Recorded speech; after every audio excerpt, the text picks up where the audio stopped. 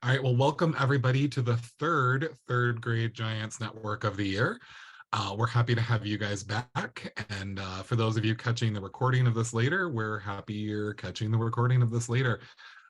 It's that first like full week of school back after Christmas break. And so I think everyone is I think it's a testament to how awesome Phil, Joy, and Lindsay are at their presentation skills that we've got people here in the Zoom room with us again for tonight. So a couple of very quick announcements. I normally like to have the video of this edited and turned around within 24 hours, but that is not going to happen this time around.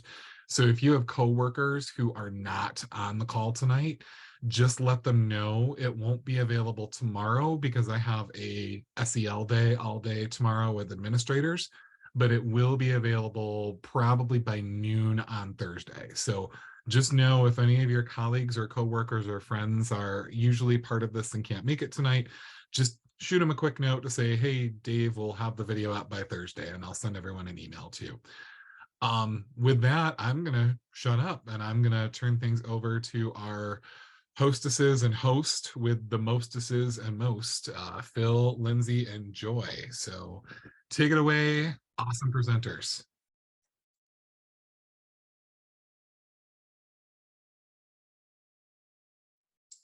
All right, so today we're going to be unpacking our third unit. So we'll kind of start off with the unit overview, just like we did last time. And then we'll spend some time hearing from Joy about some of the books that you might see in this unit. And she's also going to give an overview of some other books you may have missed in the earlier units or books that might be coming up. We'll hear about an Explorer Journal activity with Phil, and he'll kind of walk us through how to use maps to kind of enhance an activity with some primary sources. We'll talk about a trading post activity to get your kids thinking and talking. Then we'll take a short break. After our break, we will talk a lot about the writing components in Unit 3. Then we'll have another text talk with Joy, where she'll share some of the unique ways you might use text throughout this unit. Phil's going to give us a little history lesson about the time period that we're kind of moving into. And then we'll talk about new arrivals and how the incoming populations kind of affected the dynamics in early Michigan. We'll talk about different ways you might teach about some of these perspectives, and then we'll look ahead to the rest of the unit, to the assessments, and to Unit 4. So before we jump in, would anybody like to share maybe some highlights or maybe some trouble spots from Unit 2 that if you've already taught Unit 2? So highlights or trouble spots from Unit 2? Okay. I'll go. My kids really loved the year in the life of Alexander Henry. We enjoyed those little books. I could have used a suggestion for how to put these bad boys together, though, because that did not go well. We don't seem to have a powerful stapler at our school. And so I tried regular staple and it was deadly. So we did binder clips. Which didn't really attach them very well. It was just kind of a mess. And like they were exploding all the time. It was kind of funny, but they did enjoy the books and coloring them in and talking about the different things. And then we would do like little connection videos to things that we read in the book, like just to take things a little bit deeper to explain things. But my kids really liked that book. Great. Thank you for sharing, Karen. Karen, one thing that I have, I don't know where I got this, that would probably be helpful, but this is my books are like this. They're kind of bound like that. And so I think that helps a little bit, but I know what you mean. So sometimes I use this and sometimes I print just one page off. So yeah. I don't know where you got that big copy, but I wish I had that because the one that was on the site is like a little half-page jobbies. It looks kind of like this. So then you have to put them together and yeah, I don't know. Food we for can thought. look around and see Yeah. see if there's a printer friendly version. Yeah. Yeah, that would be good. I would like something in,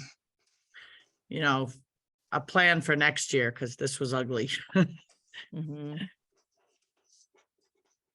And it's a great resource. So you'll use it several times throughout the unit. So Okay, good to know. Anybody else want to share a bright spot or maybe something they need some help brainstorming around?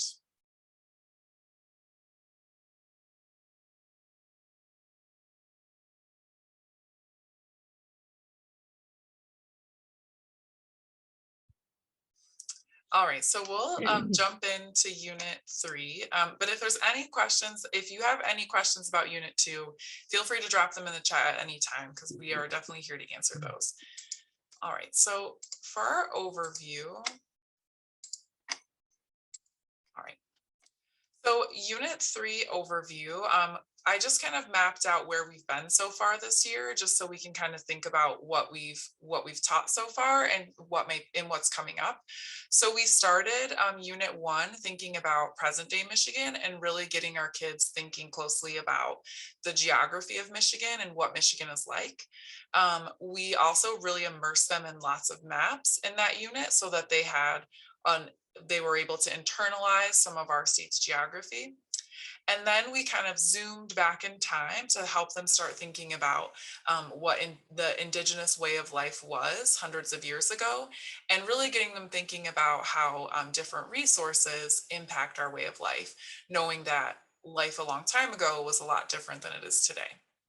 So in unit 3, and I apologize, there's a little typo here. In unit 3, we are really going to get our kids thinking about how we should treat our neighbors. So we're really starting to show how there's new people moving into Michigan and how those new people are affecting the way of life for the indigenous people. So the compelling question for this unit is, how should people treat their neighbors? And the 3 supporting questions kind of help our students start to think about all these new people moving into Michigan and how it affected life there. So you'll start with supporting question 1 in lesson 1. Why did different groups of European people come to Michigan? And we'll talk about missionaries, explorers, trappers, traders, and farmers. And then moving on to lesson 2, supporting question 2, how and where did the indigenous people trade with Europeans? So in the second unit, you introduced the idea of trade, that depending upon where you lived, you may not have had all the things that you needed or all the things that you wanted. And so kids have this idea in their minds that in order to get all of those things, they need to interact with other people. So you'll really lean into trade throughout supporting question 2, and you'll do some activities around some trading posts. And then in supporting question 3 for lesson 3, we'll start to talk a little bit about how the indigenous people and the early settlers got caught between the British and the French, and how some conflicts kind of arose from all of those different groups of people coming together. And some of that work you'll do is really going to lay the foundation for work that students will do in later grades. So that lesson is kind of more of an exposure, bird's eye view of those conflicts rather than getting into nitty-gritty details. You are going to be using some resources that kids are familiar with. So you'll lean into the clickable maps, which hopefully they've seen and interacted with a lot. You might even have them printed out and stored in a notebook. You'll also be referencing those resource cards or the lessons in the work around resources that you did in unit 2, because that's really going to help inform their thinking around trade. And then you'll get introduced to some new resources that kind of bring all of those pieces together when you start talking about trading posts and people kind of moving in to our state. So that's kind of the general overview of the unit. We're going to spend some time, we're going to spend some time talking about the trade component and then the new people moving into the state. So that's kind of where we'll spend most of our energies tonight. But if there's anything that you have questions about across those supporting questions, please feel free to just drop that in the chat, or unmute your mic and ask. So we'll pass it over to Joy. She's going to do a little book talk for us and share some literacy resources.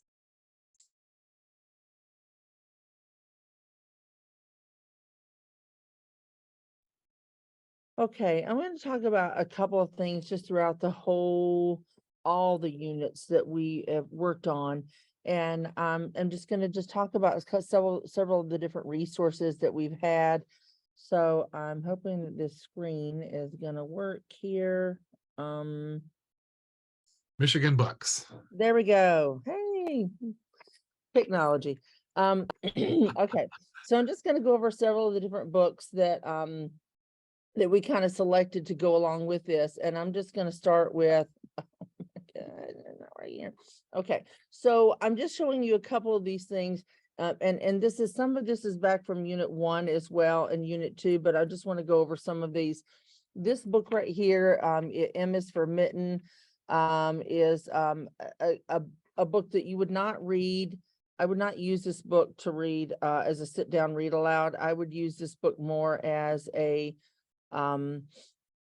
there's some certain pages and certain letters that we have chosen for people to look at and read for this particular book. And it just highlights some different geographical points of Michigan. And this is in Unit 1, Lesson 1, and it's in Step 3. This is an author and illustrator are both from Michigan. So it just gives you a quick little overview of Michigan. And one thing I always think about for me, I'm not a local Michigander. I'm from South Carolina. So this is also helpful for, I think, new teachers who just don't have a deep understanding of geography, and as well as just if you're new to this state. I could tell you a lot more about South Carolina when I moved up here. So that's one thing. Then why is this not freaking for me? Okay. Then the next one is S is for Sunshine. You can pick other states. There's Texas, there's Maine, that I found it was interesting to choose a different book that had a peninsula, just as a comparison piece of it. So S is for Sunshine also has some great ways to compare and contrast a cold state and a warmer state. One of the things that I thought was kind of interesting here was we have some websites in here that are in the lesson as well. And one is all about there is a buoy that a lot of people take pictures of in Key West, and there's a webcam there. And you can go, and we've checked this out, and you see, oh, people are in shorts and things like that. But it was also fun to go back and look at that when the hurricanes came through this year. And you could see how much that water was calm earlier and just how much that really, that hurricane really stirred it up. But it'd also be fun to go back and see now. Here we are in Michigan with our winter coats and our snow boots and all this stuff, and what they're still dressed like in there, just as a comparison. So that is another way to use this book. Roxaboxen is just a classic. I love this story by Alice McLaren, and she writes this from a place that was true. Roxaboxen is basically a place, it's really in Yuma, Arizona. And you can go and check out a Roxaboxen. What this is they're really kind of telling you how a community is, what you need in a community. You need a mayor. You need a main street. You need police officers. You need rules, laws. You need people. And so this place is kids started a community and in the desert, and they had stores, and they had an economic system. They had money. things like that. But they had rules and they had laws, and then they had transportation.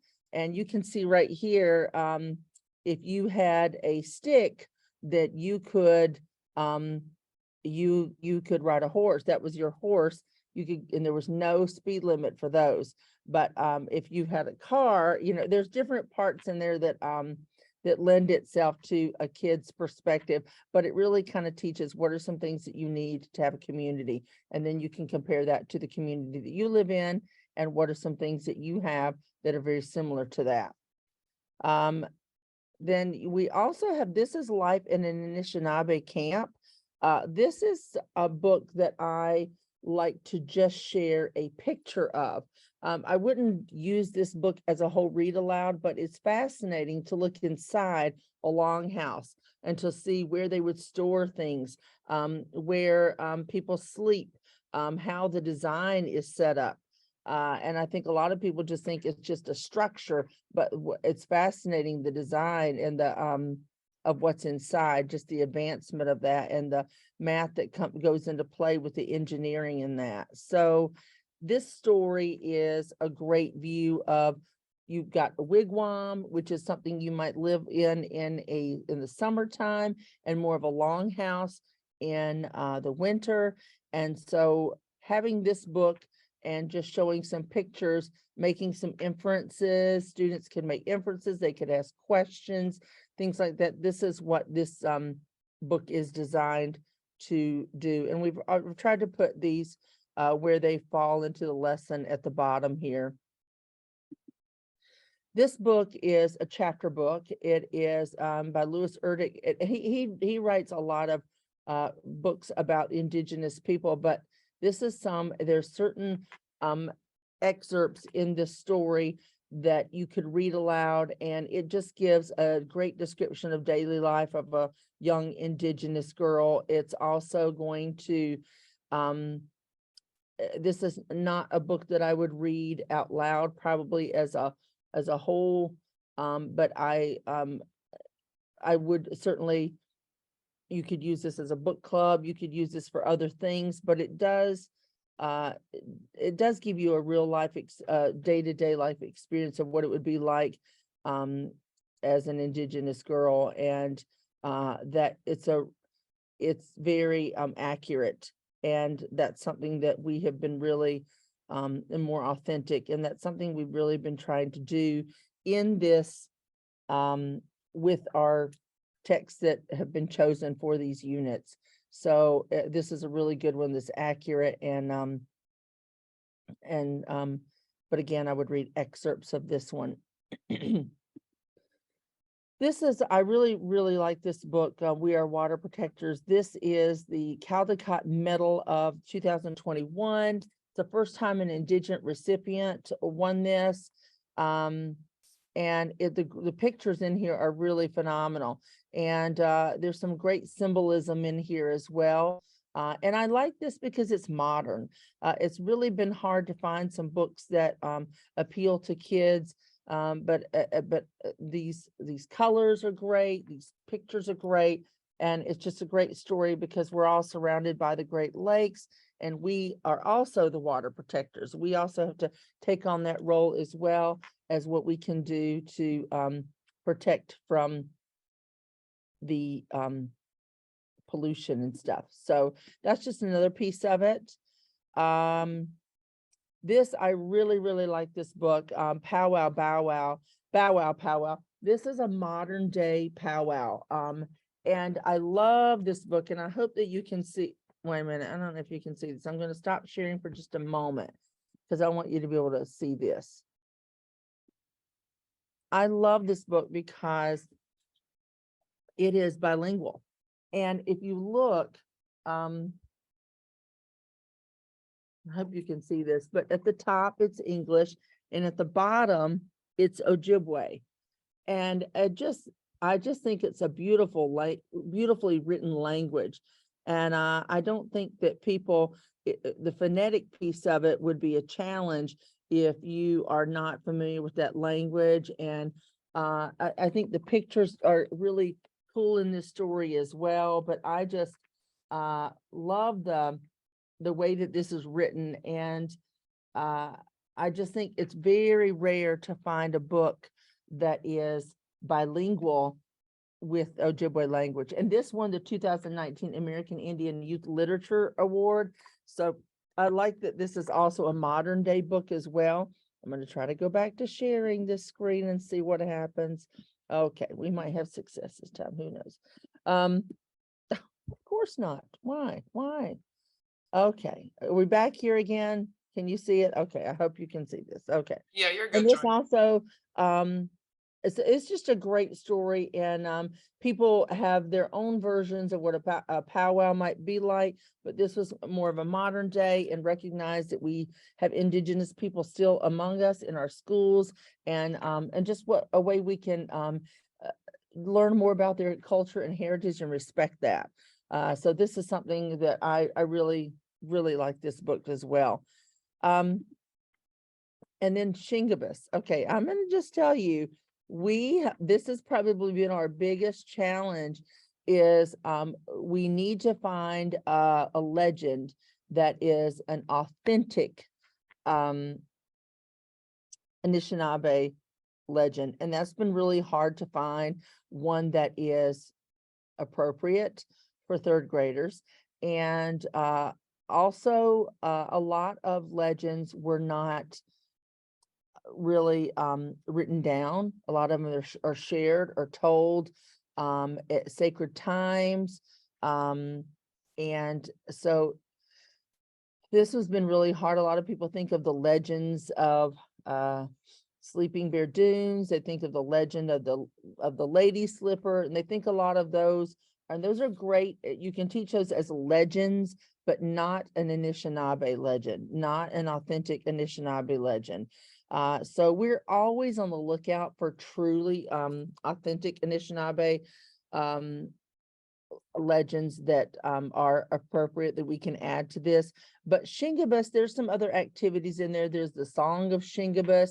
Shingabis is a bird in the Ojibwe language. We do have this attached also as a video where there's a read aloud.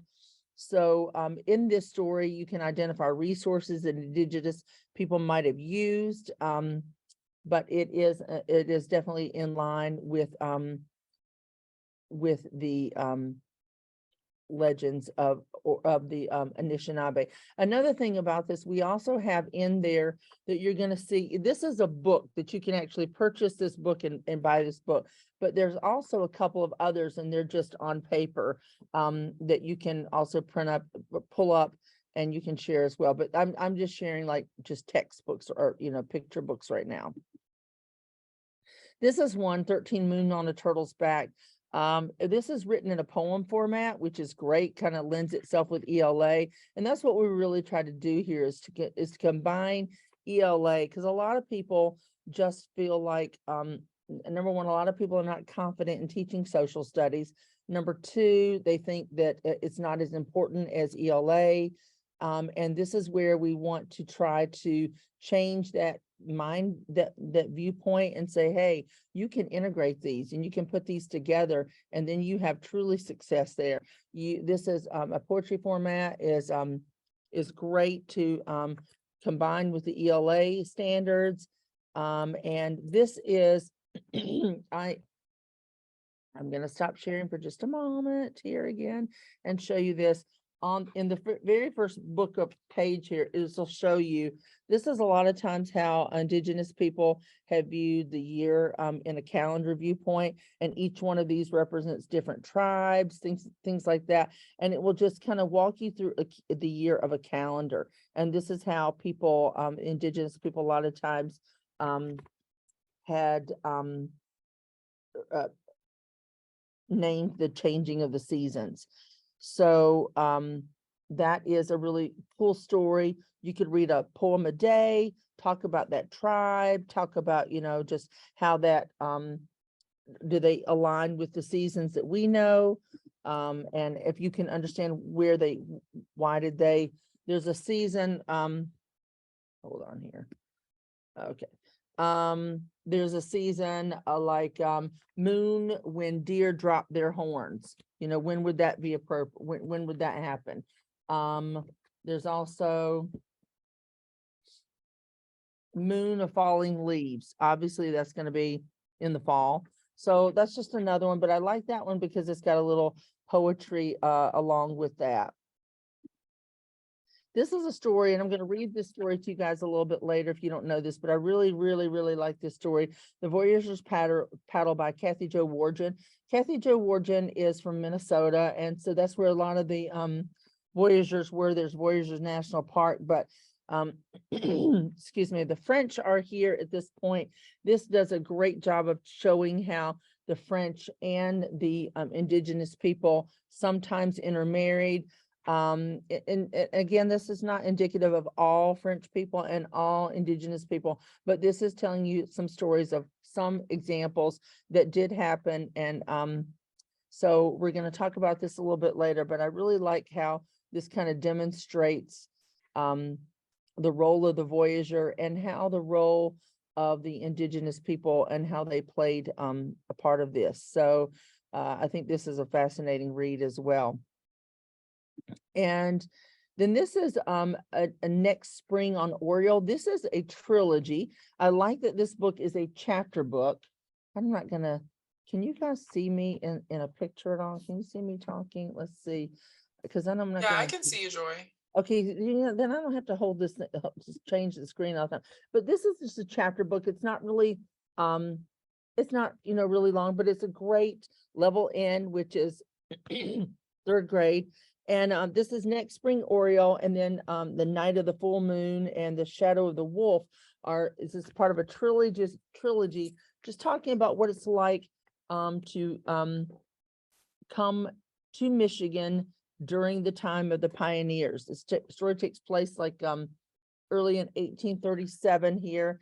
And this Gloria Whalen is a Michigan author. So I like this. And one of the ways that I've used this in my classroom is we did book clubs, and you had to read a book based with the same author. So two books by the same author, and you're comparing and contrasting these books. And so this was really, really cool, and students really enjoyed learning about Gloria Whalen. And then she's written other books as well, but it's just a good chapter book. So I didn't read this book out loud, but I did give this as options in book clubs, and I had some students read it this year, and then we can talk about it. And I would even say, hey, if this is something you want to address with the whole school class, then you could say, hey, would you be willing to do a book talk? And I have videoed kids doing a book talk. Like, you don't want them to talk more than a minute on this book, but it just gives a quick little overview of what it's like. And I just thought she did a really nice job of showing what it was really like to be a pioneer and coming to Michigan.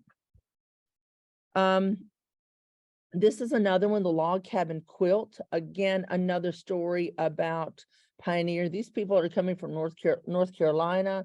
Mom has already died, and that is, that is something during the pioneer time. It wasn't always just hey, let's go on an adventure. There was hardships to it, and so this one also has some sequels. There's The Log Cabin Christmas. There's The Log Cabin Wedding. And it just does a great job of just showing what life would be like in the as early pioneer. And it was harsh. And they didn't come in and a cabin already built for them. And they had to live in a lean-to for a little while first until they were built. They just had a lot of different things that they had to go through to get here. So it's a good story, and it just talks about the role of family as well. So I think that that's something that students can relate to. Other examples of some literature that we have, it's not just, there's more books, but these are just some to get us started. But the book about the Alexander Henry book, which you've already seen. And then this is, I'm going to hopefully see this if this works. We have several articles in here as well. And this is an article about Father Marquette and how he played a role when the French came. So hopefully you can see this is an article. You can certainly print this out. You can put this in Google Classroom, but just letting you know that we have other things than just books. And so if you have these books, if you don't, these are free. You just print them. Also, the Reader's Theater script, the Rendezvous at Mission Minnemackinac. Rendezvous is one of the words that they're going to see in the Voyager's Paddle. In the back of the Voyager's Paddle, they're going to talk about what some French words you might see. So you can just see this, and this is a great way to add ELA pieces of this as well, and do a little readers theater. So I just think that would be kind of fun. And it's just another way to tie in the ELA piece of it. So excuse me. Another piece of this, and I just wanted you to know, these are all literature pieces, but we also have other resources that you can use as well. There's a song about the Erie Canal, and yes, it is by Bruce Springsteen. So why not add a little music to it? Teach them who the boss is. Also, we have some other resources, like we have the PowerPoint on the Erie Canal. And that goes along with it. There is a book about the Erie Canal. I didn't attach that tonight, but that's another one. There's a video on natural resources. I'm just going to click on this for just a moment, just so you can see. These are just some things that you can just know that there's other resources here as well. And so a lot of the kids love this to say, where have you seen some of these things? That's also our state symbol, the white-tailed deer. A good way to tie in some of those as well. And then also my open book. And I'll come back to this and talk about this a little bit. And I think I'm on for a little bit later on that I can talk about this, but Michigan Open Book is a great resource, and it has other activities. It's got it's not manipulation, but it's got activities, it's got websites, it's got videos, other things like that. And then this is Eric Hemingway, and Eric has worked very closely with us with Michigan Open Book, and he has got he is a tribal member, and he is Anishinaabe, and he gives us a great perspective on the Anishinaabe in this book that we worked on. And I'm just going to click on this for just to show you, but he is going to be on Thursday. He is going to be doing a Zoom on Thursday. This is free. And you can hear him tell his story, but I thought this was free. This is a great opportunity that he's coming on Thursday. I've signed up to do this Zoom and be a part of this, but I can attach all this later. But I mean, I love his perspective on things, and he just shares, he has done a lot of research, and he is truly very knowledgeable about his field. So that was just something there was a little plug for Eric that I wanted to share with you, that if you want to be on that Zoom, that's just this Thursday. And then integrating literature and social studies is golden. So that is my piece of it right there. And we're always adding more books and new articles and things like that as well. And if you have some that you think would be beneficial, please send them our way. The American Indian Youth Literature Award is only given out once every 2 years. So, Caldecott's and ALA notable awards are going out this month. So that's always something I'm on the lookout for, that we can add to this. And continue building our literature repertoire. So does anybody have any questions? Because I'm going to stop sharing now. That was a lot, sorry. Yeah. So that's what I was gonna say. That was a lot, and I was like trying to write things down. So that lovely little presentation that you just showed, is that linked for us I anywhere? can absolutely link it for you if you want me to. Oh, I would Absolutely. love that, because then some of you, Yeah. you had embedded links in them, like places Yeah. we could go to see those things, right? Yeah, let's hope they work. Thank you, that was But yeah, great. I'll be glad to do that. I'll put that in the chat. I found the Shingabus book online, Yes. and that was, sometimes I think kids just get tired of listening to the same person all the time. And then I didn't get to the machine quick enough to stop it, and it auto played the very next video, which was a song, and the kids loved that. Like they've Okay. been walking around singing it forever. That is in there. There's some, it's under additional resources in there, and it says Shingabus, and underneath there it will say Shingabus extensions. So that song is embedded in there as well. But yeah, that's good to know. It's right there. Hey, perfect. Joy, if you put the link in the chat, I can also add it to the agenda. Okay, okay.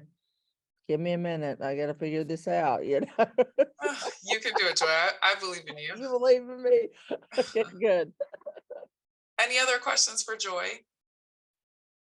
All right, so Phil is going to share a little bit about how to use a primary source in this unit, which is another literacy resource that we will have available to us for this unit.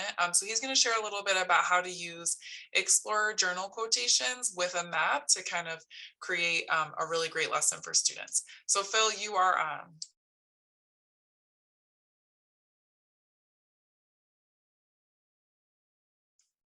Okay, a tiny little bit of background. Basically, people came up to me and asked me for something that would touch a handful of bases, that it would be clearly history, in Michigan history. So it should be something that happened really early in Michigan history. That it should be ELA related, so that you didn't get accused of taking minutes away from the ELA program. That it would be a little bit challenging in that it would require some thinking about vocabulary, especially vocabulary that might have been used 200 years ago and wasn't as common today.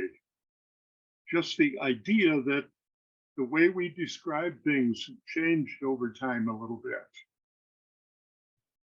And they said it should be a primary source, because there are schools that want you to have a certain number of the minutes devoted to actually dealing with primary documents as opposed to any secondary sources or articles. And then the last question that they asked was, let's have it a little bit different. I've never taught third grade. I've taught 6th, 7th, 8th grade. My father was a 7th and 8th grade teacher. My mother was a 3rd and 4th grade teacher. And one of the things that they told me, some decades ago, was you just can't do the same thing 180 days a year. That sometime you'd have to have something that is really quite completely different. And they asked me, could you make an ELA activity that would be like a mystery, like a quiz, but not call it a quiz? Call it a mystery, something that we have to uncover the answer for.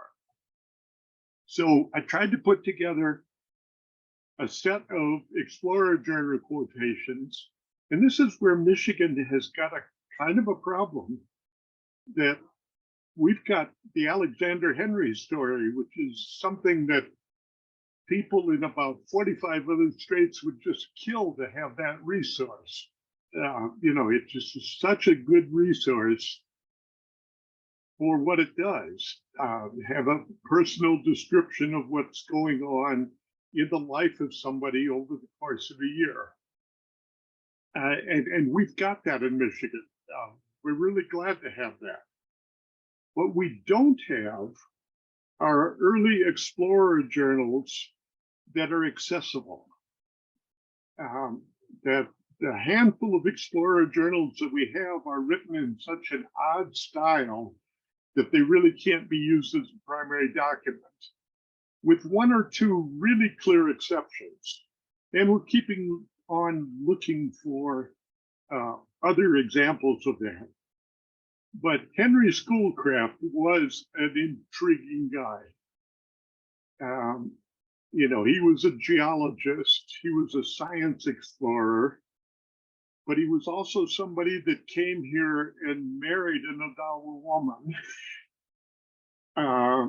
He was an advisor to the president during the critical period of time just before his statehood. And he could write reasonably clearly. So I said, okay, there's our primary source. Now, how can we package that so that that could be in the form of a mystery, of a quiz? And so what I did was went through that, and I'm going to shuttle back and forth between the clickable maps over here. Dave, I think, circulated to you a set of these quotations. But if not, I'm going to put them up on screen here so we don't have any problem looking at them. If it is possible for you to put the clickable map up on your screen at the same time, you could go ahead and do that, because I've just about said everything that I would like to say here. I'd like to turn a whole lot of this over to you, and I've got myself a little notebook that I want to write down some answers. You can give me the answers orally over the internet, or you can put them on the chat room. But with that, let's get started on here. I'm assuming that this is large enough to be read.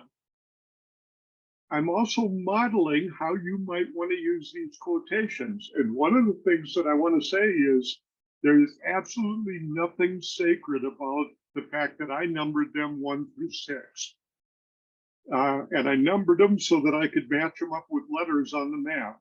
So I'm going to start with mystery quotation number 3. If that's readable, go ahead and read it on screen. If it's not, shout at me a little bit or make a note in the chat room. But go ahead and read that quote.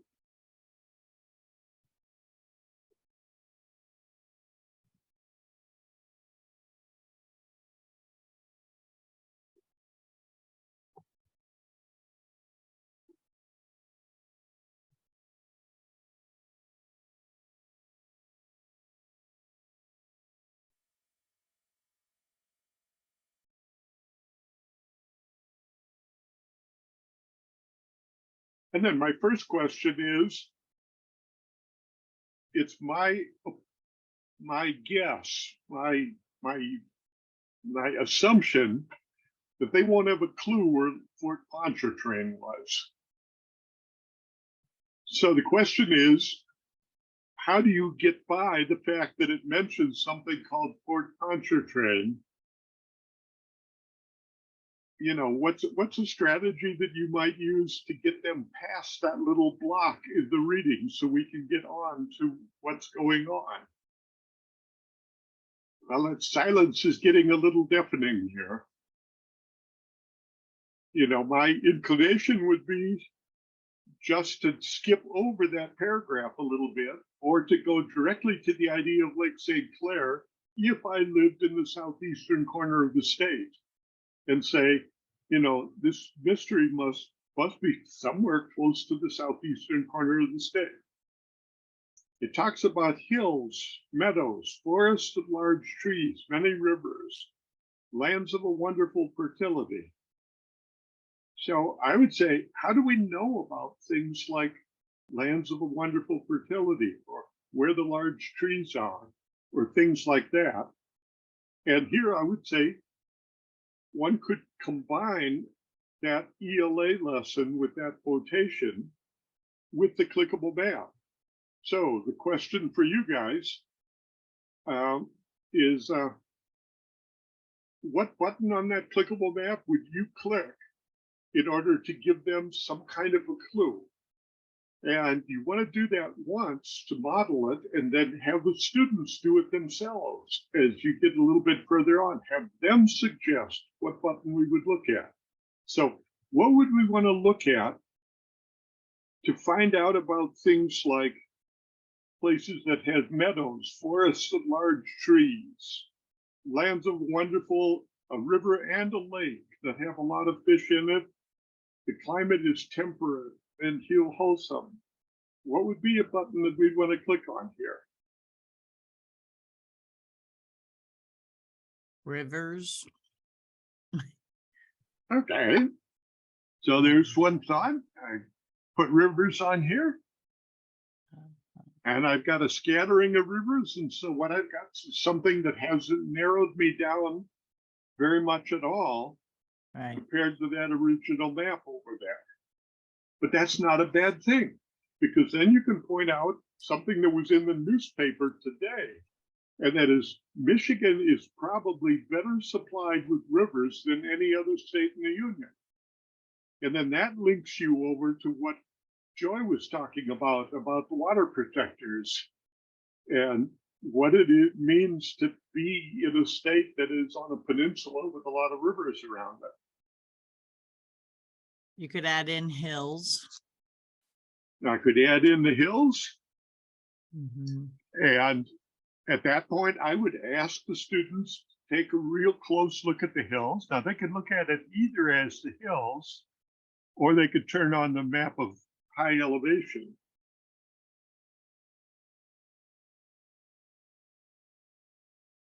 Anything else that we might want to look at to talk about this one? Oh,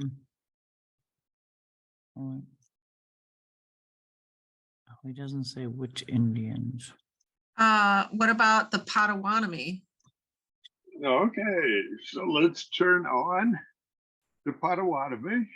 Does it say Potawatomi's in there? I thought it said there was a village. Yeah. Next to the Potawatomi, yeah. Oh, okay. So now it said, actually, they said two of them. They said there was the Potawatomi Oh, and the Ottawas And the Mhm. around Ottawas. Lake St. Clair. So Okay. I turned both of those on. Now, you probably already talked about this. So this now becomes a review of what you did a little bit earlier. Mm-hmm. And my thought was, and again, I'm just trying to model different ways that you could use this quotation to both Fertility. review, to do ELA, to link with primary documents, to do all these curricular tasks in the context of a little bit of a mystery. I might not spend a whole lot of time making this one a mystery. I might just model this one and then jump to the next one to say, well, let's go take a look at this map that you guys have got a copy of somewhere, and let's just label the lakes, because the quotation says that it is near Lake St. Clair and the river. So let me just name some lakes. And so I've used that quotation to review the names of the lakes. Does that make sense? And then having done that, let me go off to another one. Along the shore of the lake, the sandbanks are very high.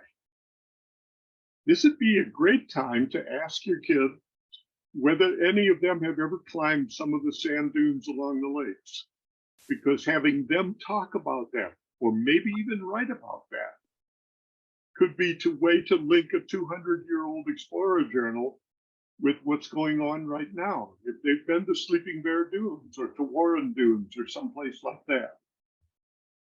The country back of the shore is completely hidden.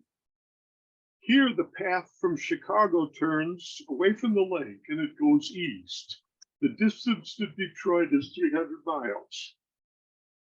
So is there any particular, I'm going to clear the map here a second. Is there any particular layer on the clickable map that you might turn on to help them guess where a quotation about a road from Chicago to Detroit would be? highways. How about that? So we got our road someplace over here and like that. And what do the roads connect? Basically the population here, and we could point out where the large population area is. And again, you're just reviewing where Detroit is. You want to make sure that by this time of the class, you don't leave the 1 or 2 or 5 or 10 people behind where they just didn't get where Detroit was and everybody else did. That is, by the time you show up in January or so, it's time to start reviewing some of this really basic geography. So we talk a little bit about that road. There's grass paths, the country has prairies, woods, streams. I think the students are going to know what woods are, they're going to know what streams are, they're going to know what hills are. They might not know what prairies are. So this becomes a word wall. And like Lindsay said, this could be a pre-vocabulary study, or it could be, can we make some kind of a guess in the context here of what that word might mean? So that's quotation number 1, not particularly in any chronological order or anything like that, just happens to be that quotation.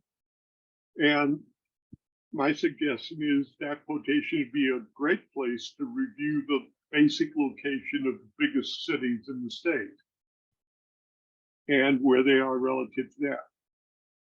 Now we get to another quotation. The trees here are small and stunted, and the land is rocky and hilly. Now that we're getting to one that's a whole lot better for physical geography. In some parts of this area, people have discovered lead, iron, and copper. Agates can be picked up along the lower shores of Lake Superior. And once again, we're reviewing where the location of the basic 5 lakes are. But it's chiefly in the abundance of copper that this region claims particular attention. So what button do we turn on here?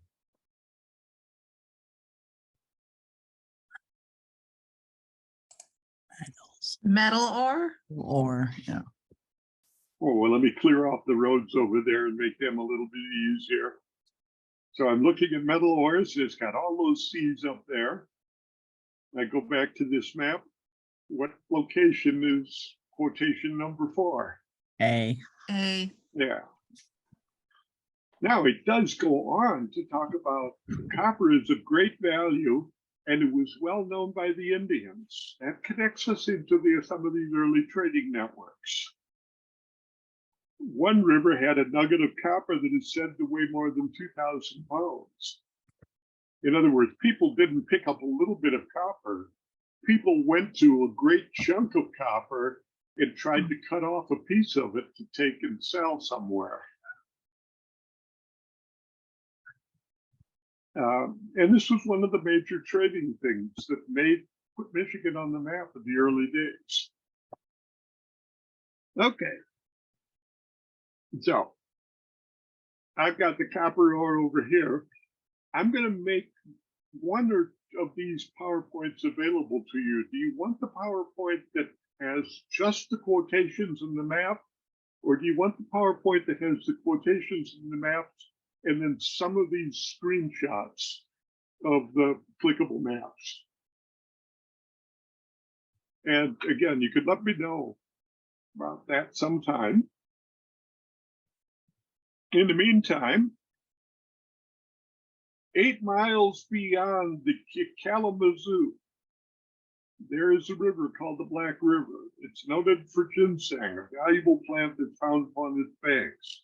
Again, my inclination would be to say, this is something that was really important 200 years ago, but it's not particularly important today. And then once I've said that, there are actually people that are making a living right now selling ginseng as a medicinal, in other words, this is a part of our culture today. It's a little bit different part of our culture than it used to be, but it's there. There, it's about 25 miles to the Grand River, which is about as big as the St. Joseph. One of the finest tracts of farming land in the entire Michigan territory.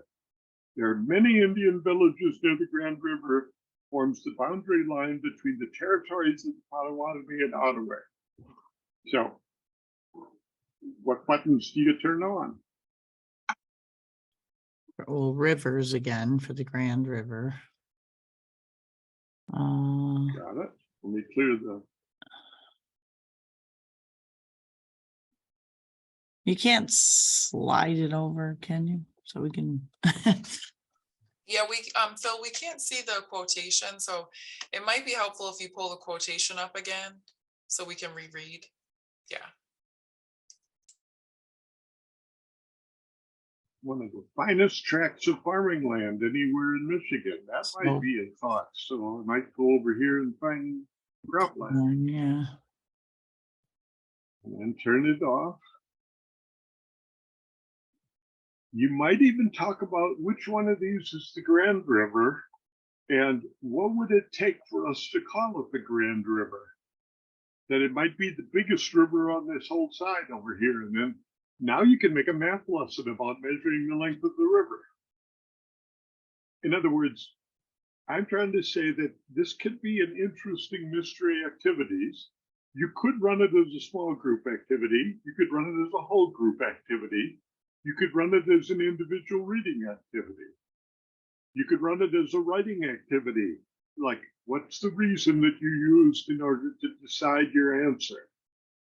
Now, I'm not trying to explain to people how they might use a resource like this.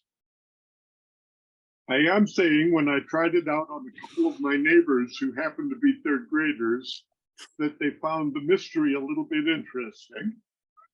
If you package it as a mystery, you can make it a little bit interesting like that. And that buried inside of this mystery is an awful lot of a review of the geography of the state here. In this case, the boundary between the territories of the Potawatomi and the Ottawa, and so I'll turn them on, and you look for the boundary between their territories right over there. That, by the way, shows up even today when you try to figure out who owns what casino.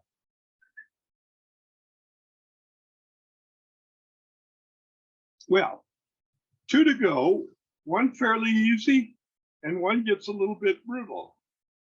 So, the Sioux is the largest of 3 rapids on the River St. Mary. Your printed version of this goes on to say that the St. Mary connected from Lake Superior to Lake Huron. And for some reason, when I made the copy, that got lost from here. And so I'm going to put it back into this PowerPoint to make sure it's there. That all by itself should be enough of a clue as to which one of these it is, if you just turn on a basic map. But it talks about the Indians come here to catch the whitefish, which are very abundant. And again, we've got fish as one of the possibilities here. What can you say about the fishing map? What would you call their attention to?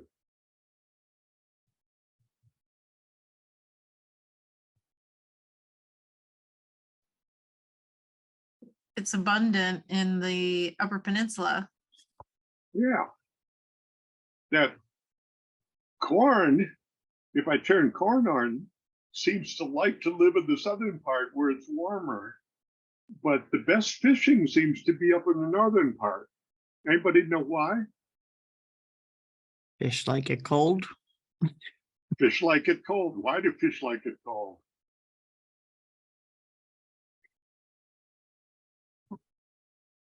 I don't know. Is there more Okay. oxygen? There you go. There you go. So there's your science fact for the day. That the colder the water is, the more oxygen it can hold. And if it is cold water that goes over a rapids, it has even more oxygen in it, which is why the best fishing happens to be up there on the rapids of the Sioux. And that was the settlement of the Ojibwe when they first moved over here from Eastern North America. So, and then the last quote, oh, it does go on to talk about how they cured the fish by drying them in smoke so that they could store them for the winter. They could also trade them for other things that they can't produce where they are. And then the last quote, the Indian village that's near the lake has about 40 families of Ottawas. They raise corn, potato, beans, cucumbers, and pumpkins. This is not for their own use. Every year they take a quantity of corn to the Michilimackinac market. So which place is that? A, B, C, D, or E? C. C. Now, what's a real problem with using the clickable map on this? And that is that if I take the clickable map and I turn Cornland on, it shows the corn being grown down here. It doesn't show it being grown up here. How would you explain that if you've got a student who is kind of particularly obnoxious, bright, insightful, pick your word, and says, wait a second, it says that they're growing corn and selling it to Michilimackinac, but the map doesn't show that there's any corn up here. Well, it grows, it just doesn't grow abundantly. There you go. There you go. That back in the day when transportation was hard, but if you were willing to work at it, you could grow corn just about anywhere in the UP. People would grow corn wherever they lived. And this particular place happens to be the best land in a part of the state that is generally pretty poor land. And now that we have good transportation, where you can grow corn down here and transport it up there fairly easily, we've abandoned an awful lot of that kind of thing.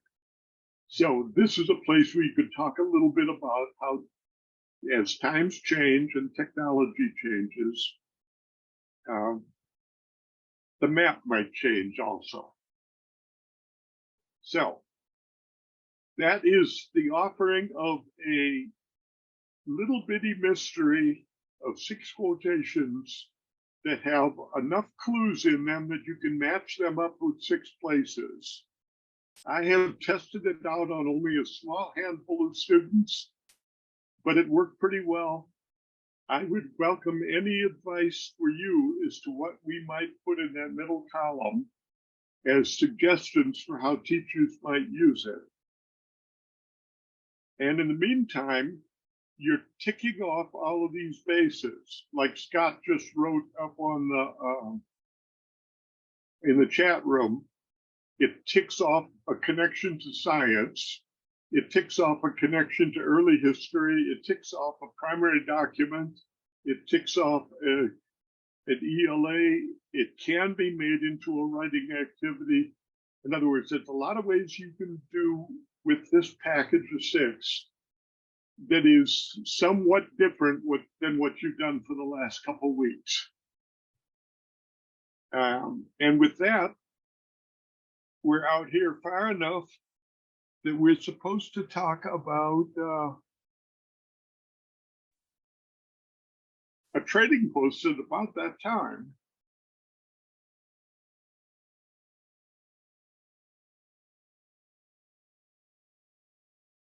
But I should ask Joy and Lindsay, did you guys have a different visual aid that you wanted to use for the trading post, or should we just use it the way I've got it up on the screen?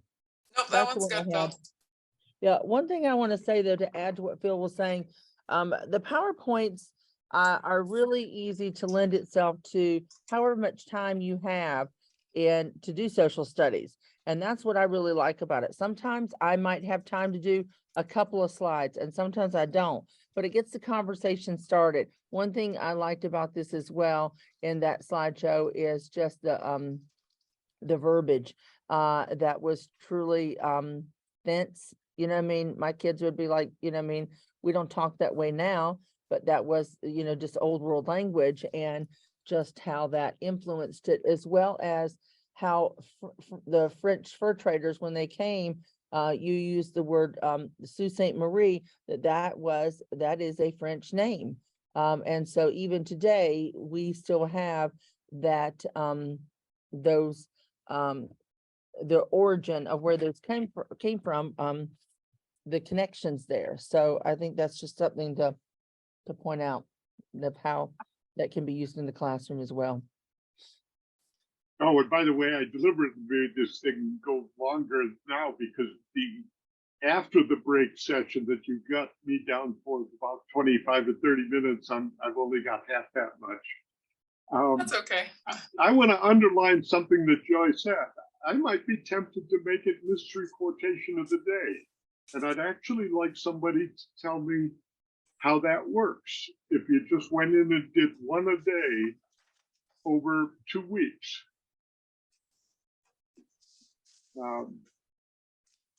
That might be a way to use it. I think my students could probably do it after we did maybe 2 or 3 together, and then the remaining ones Yeah. try that. But you know, you couldn't just throw it up there and say good luck. So, but No. if we did 2 or 3 together, I think they would kind of get the hang No, of. and that's a general rule for anything that we've got in the form of a PowerPoint, is you often have to model the first one. And this is that PowerPoint, your map linking PowerPoint, the quotes that is linked in the Unit 3 somewhere. It will be. Right now, what you've got in Unit 3 is the map, and then a separate document that has the quotes as little strips that you can cut out. Those got upgraded just this last week, right, Dave? Yeah. Okay. And there's also a map. There's also a map that comes with that activity.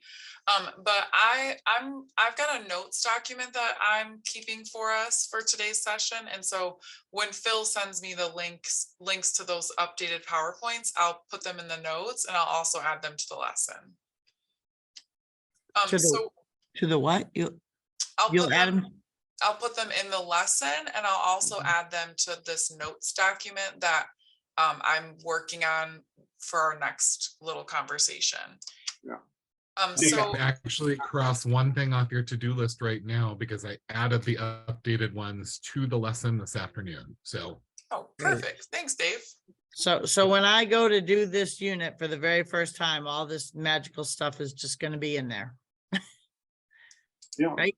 But I would be tempted not to use, let me just I use the PowerPoint right now, but you might not want to. You might want to give everybody a copy of the map, to give everybody a copy of the quotations, either all of them or just 1 or 2. And it's designed so you can cut strips apart and have your visual aid be the clickable map.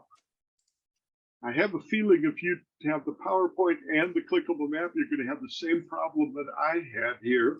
And you called my attention to it, and that is you can't show them both at the same time very effectively. I envision doing setting my kids in partners with a Chromebook and giving them the clickable maps on their Chromebook, and then putting the quote up on the big screen, and then they could read the quote, and then together with their partner, they could use the clickable maps to figure out. Yeah, that sounds like a good plan. And I have taken, like I said, I've been taking notes along here while you guys have been talking. So for our next activity, we're going to talk a little bit about this trading post photo. And just so you know, this photo is in the lessons, and there's also I believe there's a PowerPoint that goes along with it. But we thought we could talk together to kind of generate some questions that you might ask your students to get them talking and thinking about this photo. So Phil and Joy are gonna kind of facilitate a little discussion, and I'm gonna take some notes while you are all are talking. If you wanna click on the link in the chat, I've just got like a little notes catcher in there that I'm gonna record your ideas on, so you can come back to this later. So is that photo up on your screen now? Yep, we can see it. Okay.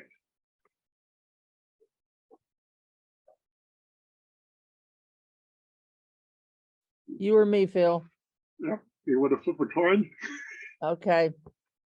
Well, I just taught this, and so I'd like to just tell you how this went. There you go. Well, I really, and I want you to keep in mind this as later on when I read to you the Voyager's paddle, okay? So we talked about this, we put this up, and just talked about when the French came and they needed supplies, or indigenous people were there, you know, what were some resources? What did you do to get supplies? There was no Meijer, there was no family fare. You didn't just, you know, you didn't just order it from Amazon. Okay. So none of those things existed during this time. So when a trading post was there, we talked about, this is a great way for math skills to be integrated in here, because you can talk about graphing. You can see at the top that it's got the A, B, C, D, and E. And we talked about 1, 2, 3, and 4. We talked about a quadrant. If we could designate a quadrant, we talked about what a quad was, to deal from that. So if I am going to, I said, I want you just to look at this picture, and I blew it up a little bit more so that you could see it a little closer. And we talked about, you know, I just asked some questions, you know, what do you think some of these things would be used for? And it was interesting to me because some of them that I thought would be, oh, they totally get this one, did not get it. For example, the very first thing right here in the middle, which is the snowshoe, I said, really look closely, because there's things kind of hidden. There's some things that are hanging on nails here. There are things stored away, tucked away in some boxes that you can see, and how they're displayed as well. But the very first thing, this snowshoe right here. So one of my girls said, well, Mrs. Coyer, what is this net thing here?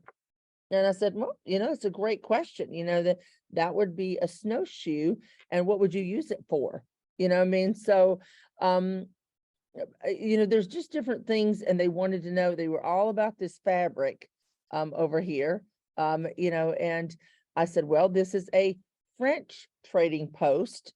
And so they're going to be needing some uniforms, or, you know, new clothing sometimes. And so it was just kind of interesting. So I asked them just to tell me what quadrant they were looking at. And I said, I noticed in D4, if you look at that, you can see items made from different natural resources. You can see clay pots, or it looks like ceramic pots, but in the back, and you can see this better when it's blown up a little bit more, you can see a wooden butter churn. Now, some of the kids did know what a butter churn was, you know, and what you might use that for. And so, but there was also another butter churn right here. So you could have, there's your variety right there. And so it was just kind of interesting just to see their perspective on this. And we really looked at, one of the things that I always think is interesting, and I went to a Fort Vancouver and just saw some of these things really close up. But you see these boxes down here and these barrels, that was how people transported things. So that's how they stored things. And so it wasn't like nobody had a Rubbermaid tub here. So these were just some other things to look at. I think in quadrant B1, if it's blown up, you can see a little bit of Delft sticking out there. Now we're in Holland. Okay, so the Dutch community is bigger here. But I thought that was just something interesting as well. Where might that have come from? And so you also get to see what is the significance of the trading, who benefits what? Do the indigenous people benefit more? Do the French people benefit more? Do you see why they had, how they were able to impact each other by trading things that made their lives more convenient? That was definitely one thing. We traded, the indigenous people traded the French people for guns. That made hunting easier for them. You can just see so you can see so many different things to use in this. But what I just wanted to talk about a little bit was because when I look at this, and when we've looked at this earlier with Phil, we didn't know what every item would be used for. And that's okay. You need to be able to say that to a student, say, I don't know what everything is, but I can make a guess of what some things might be used for. So I don't know, look around. What do you think? You know, I don't know what questions you might have, or things that you might want to point out to students. You guys know by now I got something to say. I always have something to say. I love to be able to connect this with, we did the activity from the Birch Bark House, Yeah. where you read little snippets and you talked about the things that they needed. And then we did the things that I have that I use every single day in my 2023 house versus what they needed every day for their day-to-day. And you look at this and you compare it to a Walmart or a Target, or like, and this is it. This was the whole store. This was all there was. And how everything you owned was a necessity. There was very little, you know, things for, what's the word I'm looking for? Aesthetics. It was really just strictly what you needed.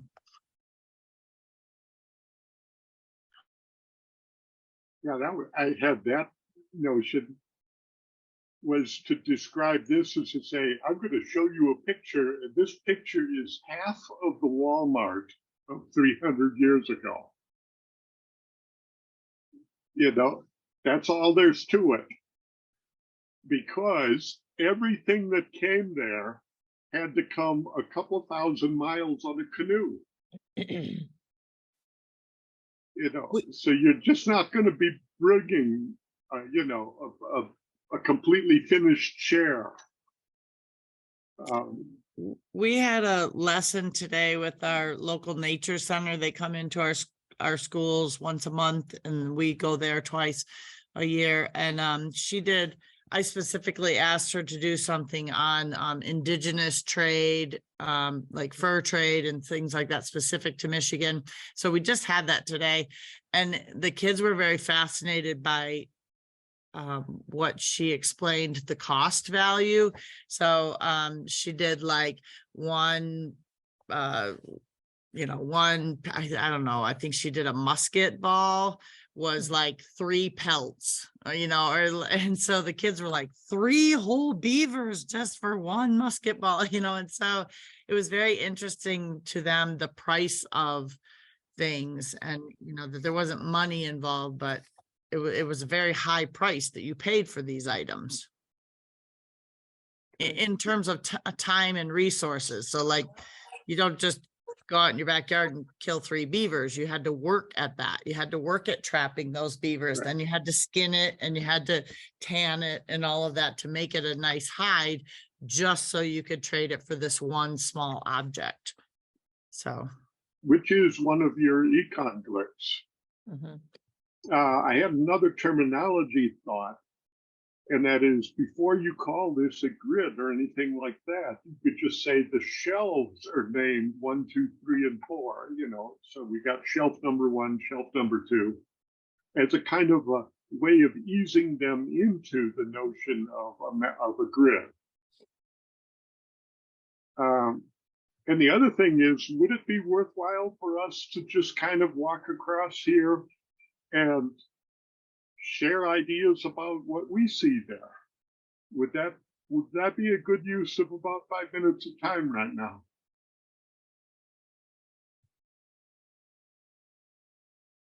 Like, for example, So you were I'm a mentioning, wholehearted yes. you were mentioning bullets over here, that if you go on shelf number 3 and column D at the dog, you've got lead, powder, and a couple bullet molds there. That is the shelf for your gun, for your ammunition. You could even talk about categories here, because shelf B2 is your clothing category. It's also got 3 black things up at the top, and they may not be real easy to see, but those are those weird tri-cornered hats that people wore back then. Back to your D3, you've got the sticks of lead and the ball making. But that's an interesting topic too. You didn't just buy a box of shells like Yeah. you do now. I'm in a very rural community. Every single one of my kids owns a gun, a hunting gun, and so they buy a box of rounds, and you didn't just buy a box of rounds. You had to buy the lead, and then you had to make a fire, and then you had to make the lead and make the balls. Yep. Mhm. So anybody have any other thoughts about individual cells that are either easy to understand or still a mystery? Honestly, it's kind of small for us, so maybe once it's bigger, we could see what Mhm. they are, and then we could tell. Which means basically you either have to be able to project this very large in your room, Mhm. or you have to print this out. And it's designed to be 8.5 by 11. If you've got a color printer, you might want to give every pair of students a copy of it, What is the, it's a wire apparatus on A4. It's on the bottom on the floor, kind of sticking out. Is it a trap? Yeah, it looks like a trap. Okay, that makes sense. I was like, what, are you making toast over the fire? It could be something like I that. was told that was a toaster, not a trap. Yeah, it does look like that now that you Oh, say that. okay. Look at you, you got it. I could have swore it was a trap. It's a toast trap. One thing that I noticed when I looked at this picture the first time is all the different kinds of containers Mhm. and cups, and like it just kind of reminds me, I don't know if anybody else has this problem of like an overflowing Tupperware drawer. Like they didn't have that. They would have had to trade for containers, or even just like it looks like there's a coffee mug on D1 in the corner there. They wouldn't have coffee mugs just sitting around their house like we do now. Mhm. So kind of making that connection, I think Karen had said earlier, back to that Birch Bark House read aloud, that the way of life back then was a lot different than it is now. If you did have coffee mugs, you probably had only one per person, and they would have to be responsible for keeping it clean too. Mhm. Not 3 from your trip to Prague. Or 10 from Christmas gifts from students. Oh, right, I know. I always say in 31 years of teaching, I've been given over 100 coffee mugs, but never have once a sip of coffee ever entered my mouth.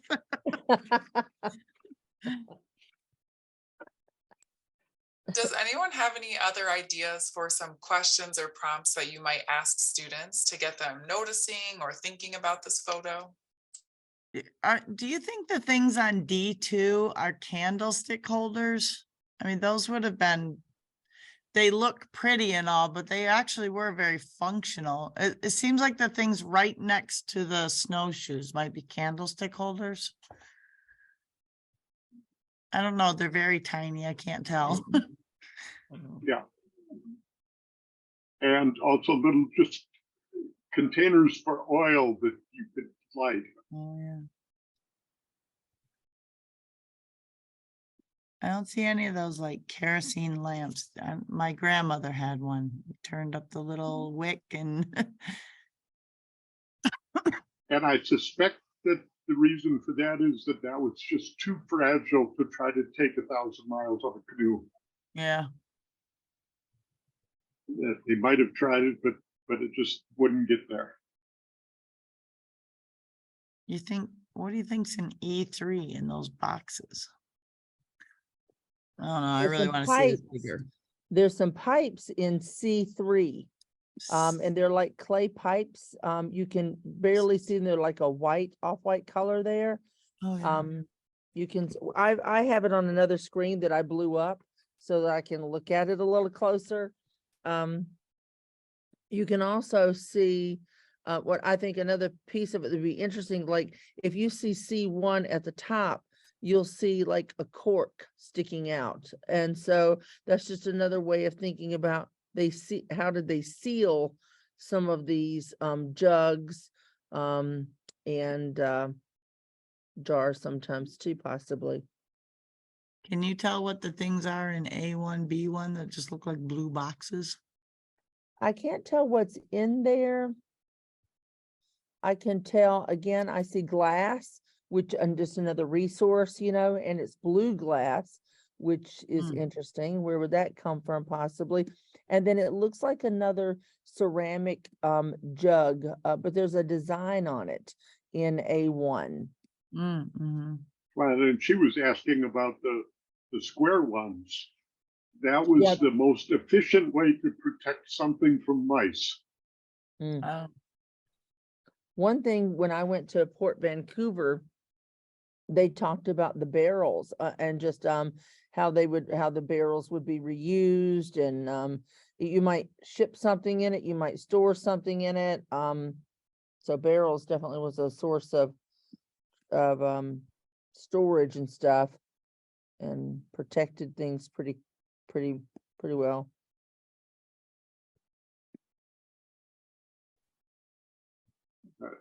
A tin box like that up in the corner, though, was a way to store a little bit of bread or forage or whatever you had like that to protect from mice and insects. And it was the lightest thing that you could carry that would do that job. It was, a quarter as heavy as a clay pot. that would introduce another interesting topics, the concept of leftovers. Like, Yes, that didn't exist. Like, raise your hand if you have leftovers in your fridge right now. right. That wasn't a thing. Yeah, You prepared what you needed to eat and then you ate it for sustenance, and there Right. wasn't extra. I also Yes. think it's interesting on this post right here. I don't know if you can see this. It's kind of hidden there, but there's a sword, a long sword. So just as another source of weaponry. and there are a couple fireplace pokers and things like that in there Yeah. too.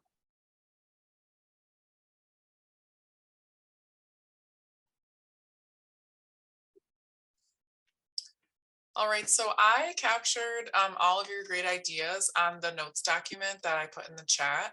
And I'll also link that in the unit.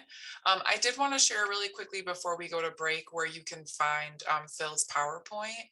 Phil, would you mind stopping your screen share so I can share? All right. So the Explorer Quotations PowerPoint, you can find that if you go to the Giants website and you open the resource folder and you're in Unit 3, if you go to Unit 3, Lesson 1, Phil's PowerPoints are here. The Explorers Journal has no notes on it, and then the annotated one is the PowerPoint he shared with the maps kind of overlaid over the top of the quotations. So if you want that for kind of like your teacher version, and then the regular journal would be kind of like the student facing version. So that's in Unit 3, and then in the Unit 3 Lesson 1 folder. I'm a complete technology bozo, so during the break, if I can't figure out what you just explained, could you help me? Yes, I could absolutely help you. So why don't we take, and actually, you know what, Karen, we can just kind of all walk through that together after the break, because I know even for myself, sometimes it's hard to find things. So we'll walk through that after the break. So why don't we take, let's maybe do like 12 minutes, come back at 6:15, and then we'll keep rolling. So while we're all kind of returning from break, hopefully finishing a snack, I know I had to grab one. I thought I would just really quickly show you or remind you one more time how to find the units. So if you go to, if you go to the Giants website, mysocialstudies.org, and then you can click on Giants from there. You can go to third grade Giants over on the menu on the left hand side, and then we're doing Unit 3. So when you click on that, remember that these kind of iPad looking icons will take you directly to the lesson. And then this will take you to the unit overview page. If you want to see all of the resources, I know like some teachers like to have a hard copy and print everything at once. So if you want to see all of the resources, you just go to resource folder, and then it'll bring you to this Google Drive folder where you can see all of the resources for each lesson. So Phil's PowerPoint is in Unit 3, Lesson 1, and Dave added those links here. And again, the Explorers Journal is kind of like the student facing, and the annotated is more with the teacher talk over it. And then these files in here where it says linking documents, these are all of the links that you see kind of on the right hand side of your unit lesson plan.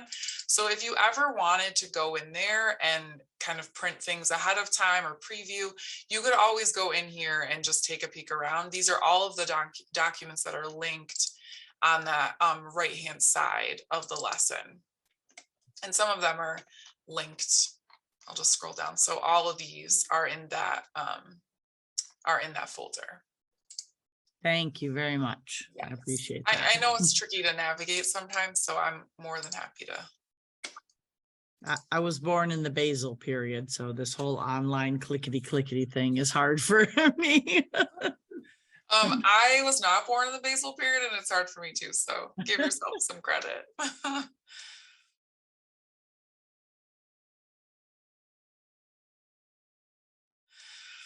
All right, so one unique thing about Unit 3 is that there are a lot of opportunities to bring in some ELA connections, not just with the reading, but also with writing. So Joy highlighted some text that you might use throughout all of the units, and then Phil shared a primary source that you might use for kind of a reading component, and also to practice that primary source work. So next, we're going to take a look at some of the writing connections that you are going to make with your students across this unit.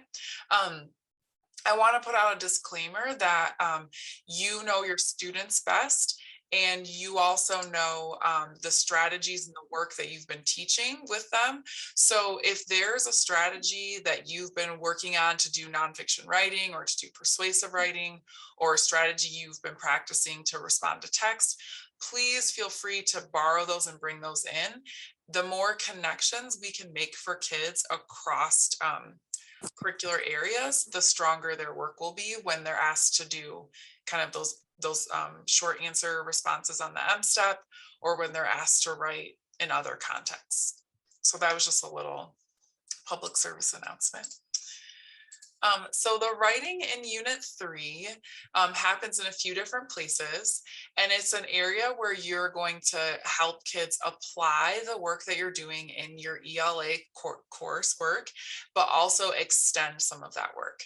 So at this point in the year, you probably have had some experience with some nonfiction writing and some experience with maybe some persuasive or argumentative writing.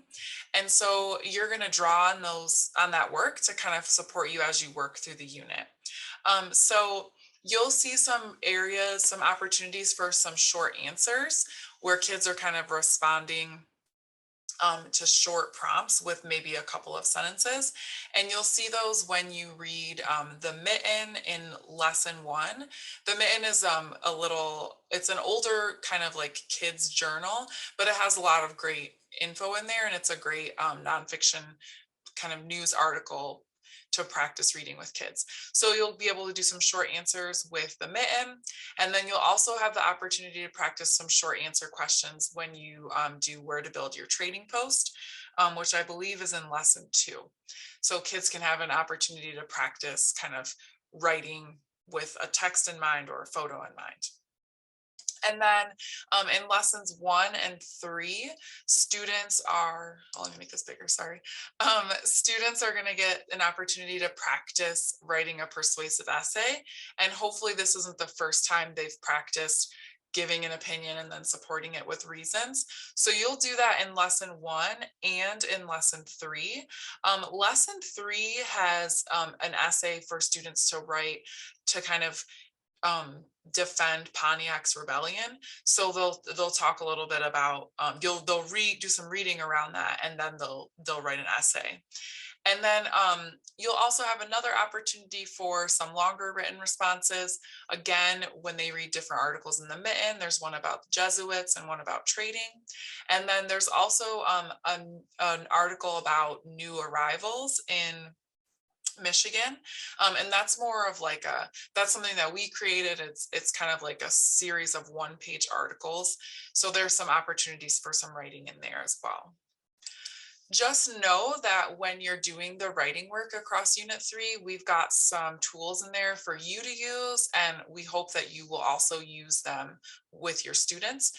So there are a couple of sample essays to kind of just show you maybe one expectation you might have for students when they're writing about things that people may have traded or where they might want to build a trading post.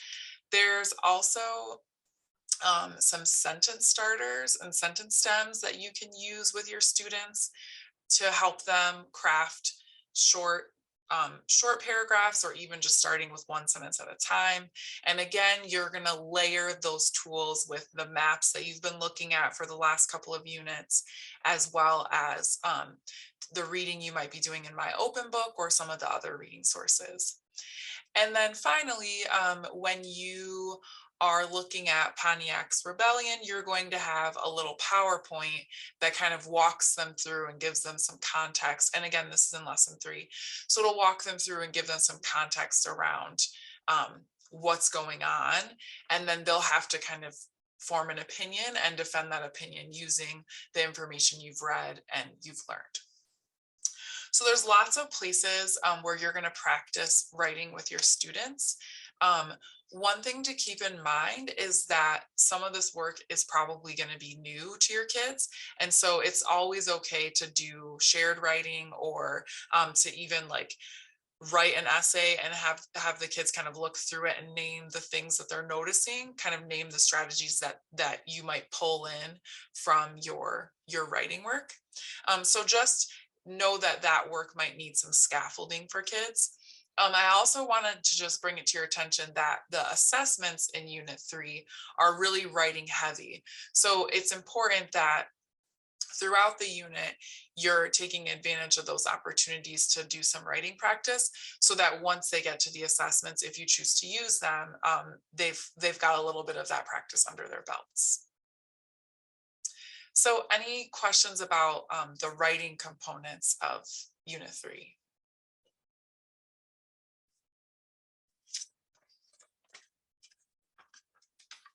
I just think it's also a good way to prepare students for the M-Step. That is, they are going to be doing some writing on the M-Step and a response to reading at times as well. So it's just another way to integrate that into the ELA piece of it and to prepare them, build their confidence in their writing.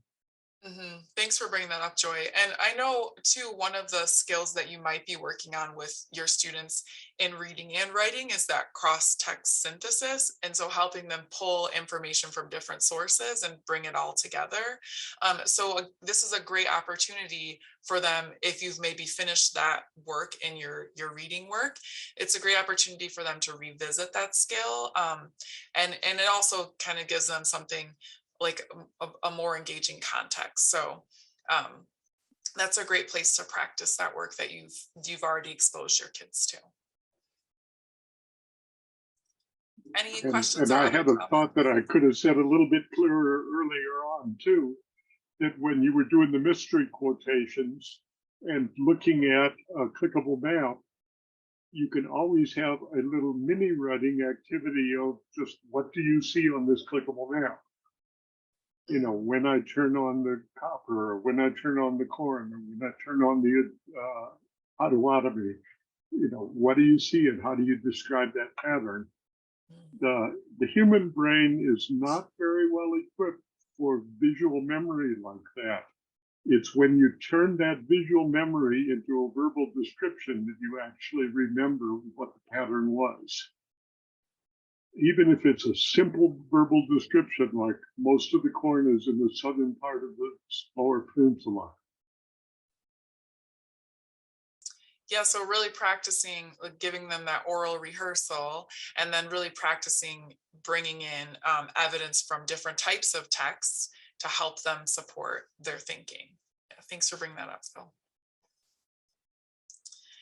All right, so just as we have lots of opportunities to write in different ways in this unit, we also have some opportunities to use text with a little more creativity in this unit.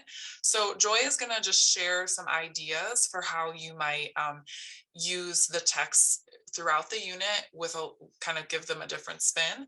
And then she also is going to share a little bit of a text for this unit.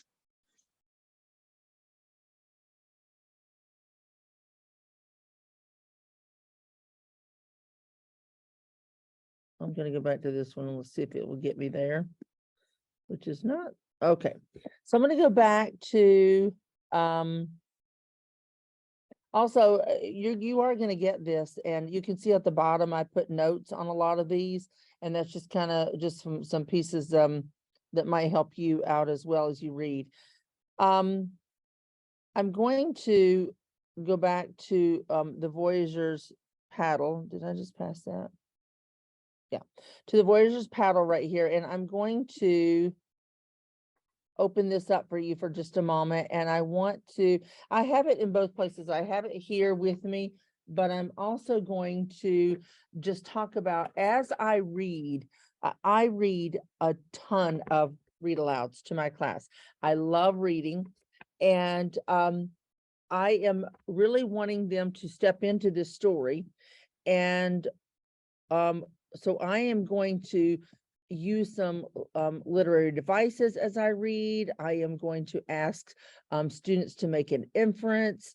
I am going to make connections to books that we have read previously.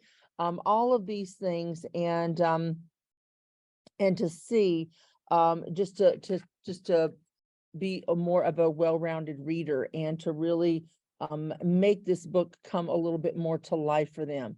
As you can see, you've got the Voyager's paddle right here, and the Voyager was very important in the fur trading role, and used the resource of the Great Lakes as the mode of transportation to get from location to location. So if you see right here, this is one thing that I pointed out to my students as I read this earlier. You can see this is a birch bark canoe, and the indigenous people are the people who made the birch bark canoe. And so you can see, therefore, they needed to make connections and to be on good terms to some degree because there was a need that they could trade here. And you can see that with that a canoe this size would carry several men, and also it would carry large amounts of resources of the fur tradings that had been trapped. And so I don't think a lot of people, they think of a canoe like a little kayak, and so just giving that perspective and how many thousands of pounds that these birch bark canoes could hold was really interesting. What I find interesting about this one, in one of, I'm not sure if we have this, I think we have this in one of the articles that we've listed. It has a diagram basically, which is a great nonfiction text feature of how you, of the clothing of a French voyager and the French hats that they have, all the way to, you can see this necklace right here. This is going to be his medicine patch. It's also going to be something that he might use for beads to trade with or things like this. But you can see all these men here and they all look the same except the gentleman in the middle. And I think that's just a great way to connect what the importance was of the beaver fur trade, but because of the beaver, and not only the beaver, other short-haired animals as well, but the beaver hats were all the rage in these tall hats made from the short hairs of the beaver was all the rage in Europe. So when the French came and found that they could make a lot of money from the fur trade from the beavers, then they settled and said, hey, we're gonna make a lot of money here. And this is what one of the examples looked like.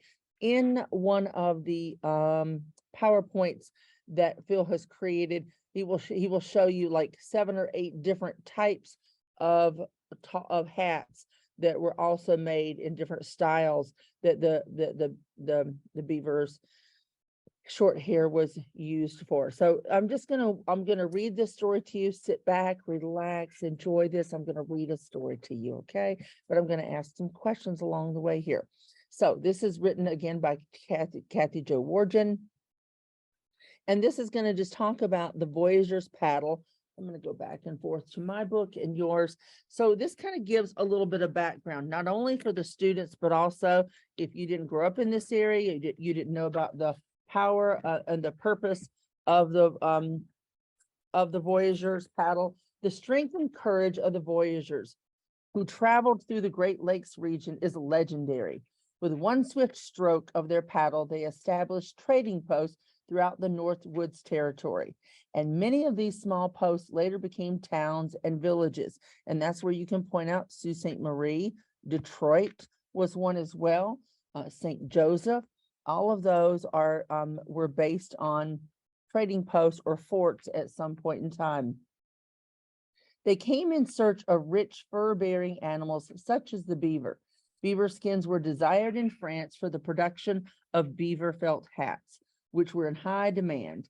Voyagers and the trading companies they worked for were an important part of opening up this vast area for commerce. However, it was their individual exploits as explorers and adventurers that captured our imaginations for decades. Their endurance seems mythical, their love of song and dance irresistible.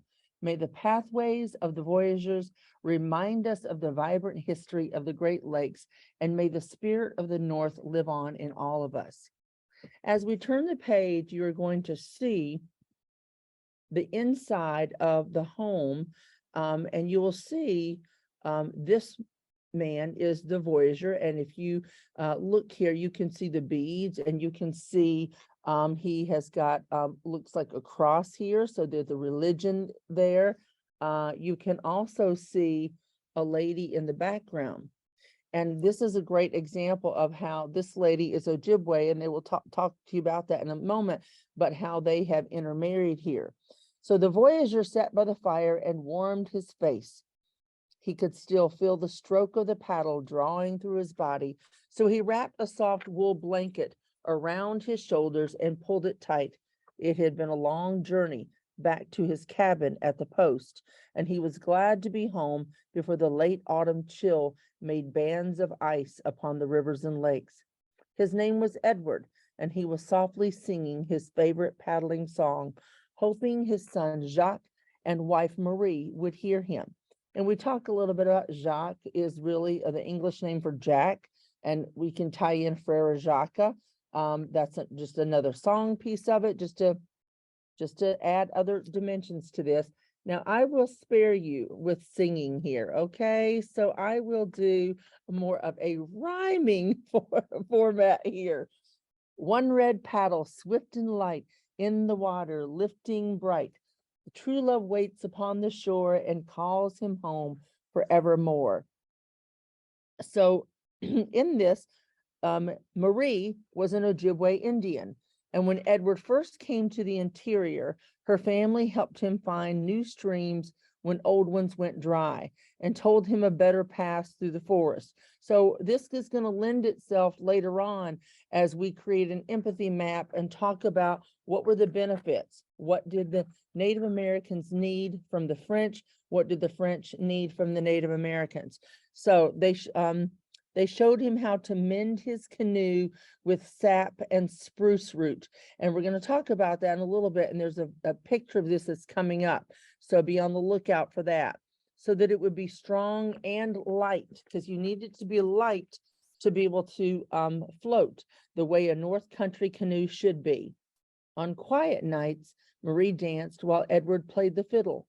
The music was bright and quick, and Marie's feet made soft pattering sounds upon the wood floor. Her long black braids swinging through the air, she always called for Jacques to join her. So music is important here as well. As you can see, he's playing a fiddle. I talk about this picture a lot because this picture shows many things here. It shows a fort. It shows 2 lookouts.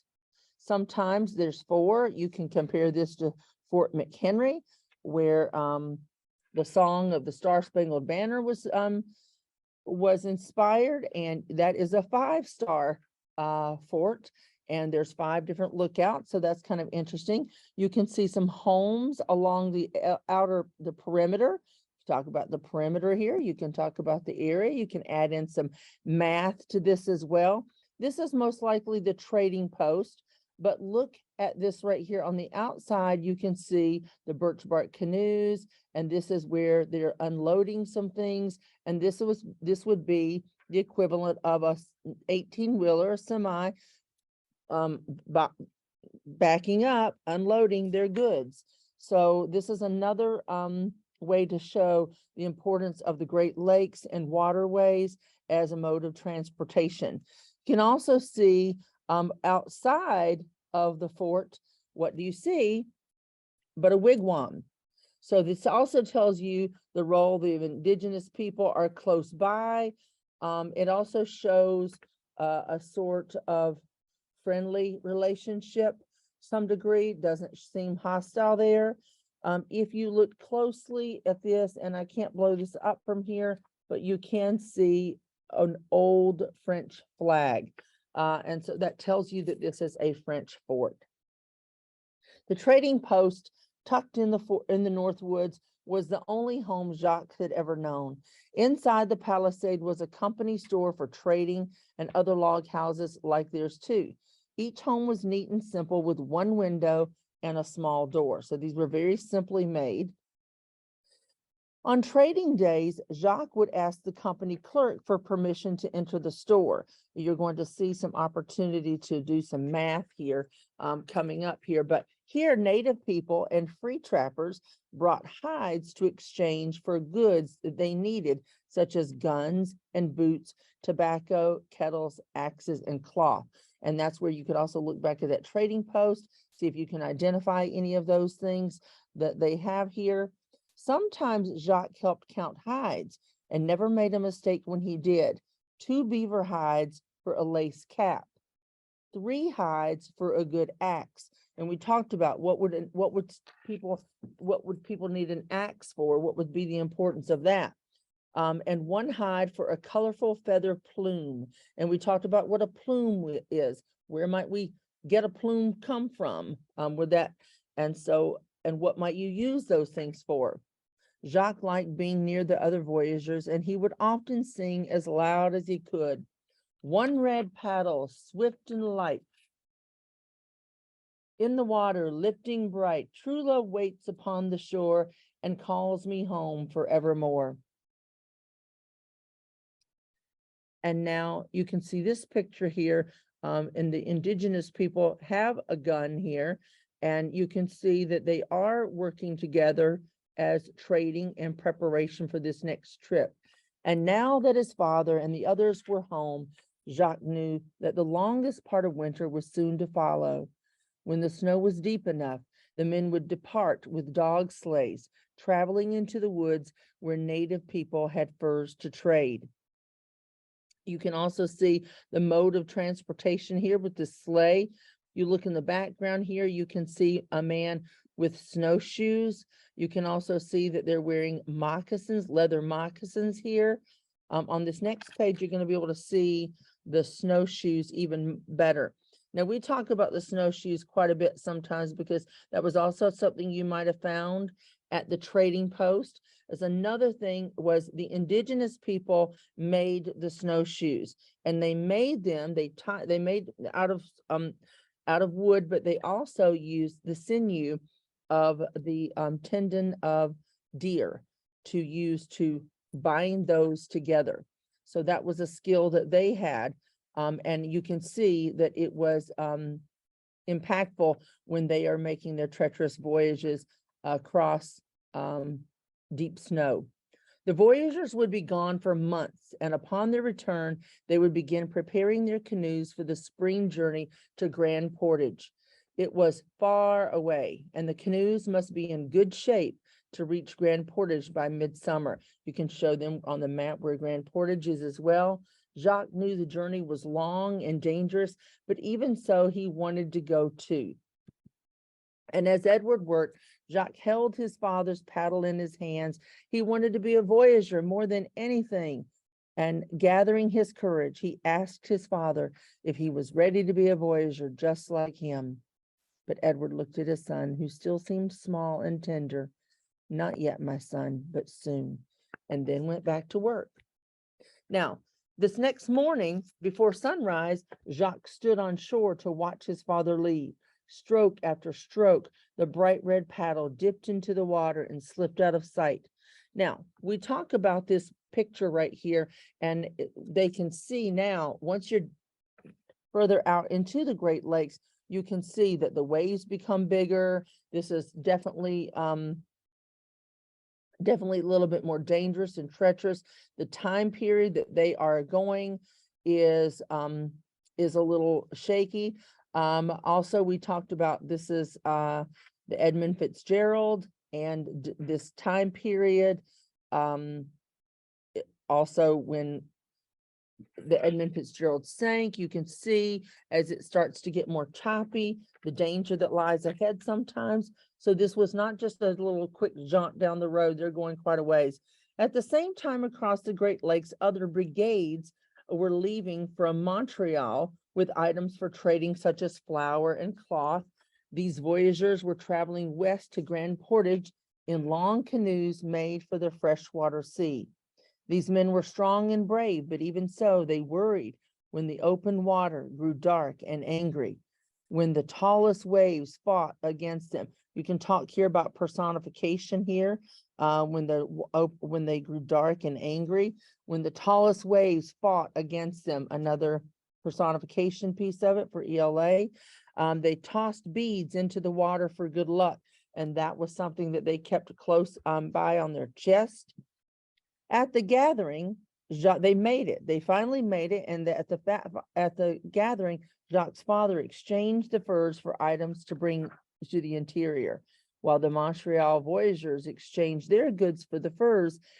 At night, there was lively music and celebrating outside the palisade. This was the way it was every year at the rendezvous. Now, at the rendezvous, you can talk about the French words at the back of this book. There is a page that tells how to say these words and also what they mean. But this year, as everyone danced, Edward sat upon his blanket and he thought about home. The next morning, before the bright cap of the sun broke into the sky, the men began their long journey home. They paddled during the daylight and spent nights sleeping along the rocky shores of rivers and lakes. They paddled through high summer and into early fall, their spirited voices carrying through the air as they sang their songs, dipping and pulling their way home. And so you want them to know this was quite a voyage. It was a long way home. Not long into their journey, Edward began to sense that something was not right. The air was turning cold faster than usual, and the lakes and the rivers seemed angry and harsh. Another personification. Strong waves were pushing against them, making dents and cracks in their canoes. Okay, that's definitely not good. Edward grew heavy with worry, and he paddled hard, singing with each stroke. One red paddle, swift and light, in the water, lifting bright. True love waits upon the shore and calls me home forevermore. If you look at this picture right here, I asked the kids, what do you see flying here? You see geese, and where might they be going? South for the winter. And you can also see what is around the edges here. And this is the ice that's going to be coming closer and closer inward. And we just read about the story about the Endurance, which is the ship that Shackleton took to Antarctica, and it got stuck in the ice. So that was a great way to connect with this as well. The days were getting shorter and darker, and frost dressed the reeds in brittle white coats each night. That's a great literary visual there. And ice grew like fingers from the edges of the lake. Simile. You can also add a simile to that as well as part of that ELA piece. And the waterways were becoming frozen, making it hard for the men to travel. One morning, with a storm approaching and the sky still dark as night, the men, another simile, the men realized they were off course. The wind blew and the snow fell, and they looked and listened for signs to put them in the right direction. I don't read this yet. I ask the students to look at this picture and make an inference. What do you see? What do you sense? I sense something ominous here. And you just challenge them to read the faces here. Another literary ELA piece here. At the post, Jacques waited anxiously. Each day he watched from shore, but he saw no sign of his father or the other voyagers. He knew they must make it home soon, or they would perish in the frozen wilderness. And I said, what's a synonym for perish here? Die. That night, or there's others, but that's one they came up with, of course. That night, Jacques' mother pulled him close and said, your father is not home yet, Jacques, and we must prepare for a long, hard winter alone. Our hearts are heavy, but there's nothing we can do. Seeing the tears fall from his mother's face, Jacques ran out of the cabin into the lake. As snowflakes fell from the sky, he began to sing. One red paddle, swift and light, in the water, lifting bright. True love waits upon the shore and calls me home forevermore. And Jacques sang loud, his voice pushing through the cold night air. And as the snow kept falling, he kept singing. He sang louder and he cried harder than ever before, hoping his father would come home. He sang and he cried for hours until his mother found him asleep on the snow and carried him home to bed. That night, Jacques didn't hear the wind rush through the cabin when the door was unexpectedly opened wide. He didn't hear the heavy boots walk across the wood floor or his mother crying and laughing at the same time. And we talked about what would be a reason that somebody would laugh and cry at the same time. Edward looked to his son. Somehow, as he lay sleeping, Jacques looked older and stronger to him. And Edward held his paddle in his hands, and knowing that his son had led him home, laid it gently upon his boy's bed and whispered, you are a voyager now, my son. You are indeed a voyager now. And the next morning, Edward sat by the fire and warmed his face. Jacques sat beside him, holding the paddle tightly in his hands. For years after, he paddled the waterways with strength and courage like his father. Across lakes and rivers he went, and with his father's paddle, he was always strong, and he was always brave, and he was always singing his favorite song. One red paddle, swift and light, in the water lifting bright, true love waits upon the shore and calls me home forevermore. And you can see this man right here is Jacques as he's grown up. And he is now a voyager, just like his father. So these are the words, the French words that they use, and it kind of tells you what they mean here. And so that is just another example of a way how to integrate and use literature and with social studies, how to integrate them with all those different pieces of the literary devices and making inferences and synonyms and things like that. So anyway, I hope you enjoyed that little story.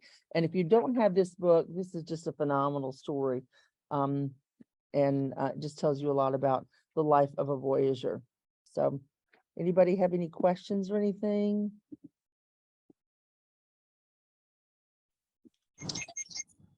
So Thank you. That was great.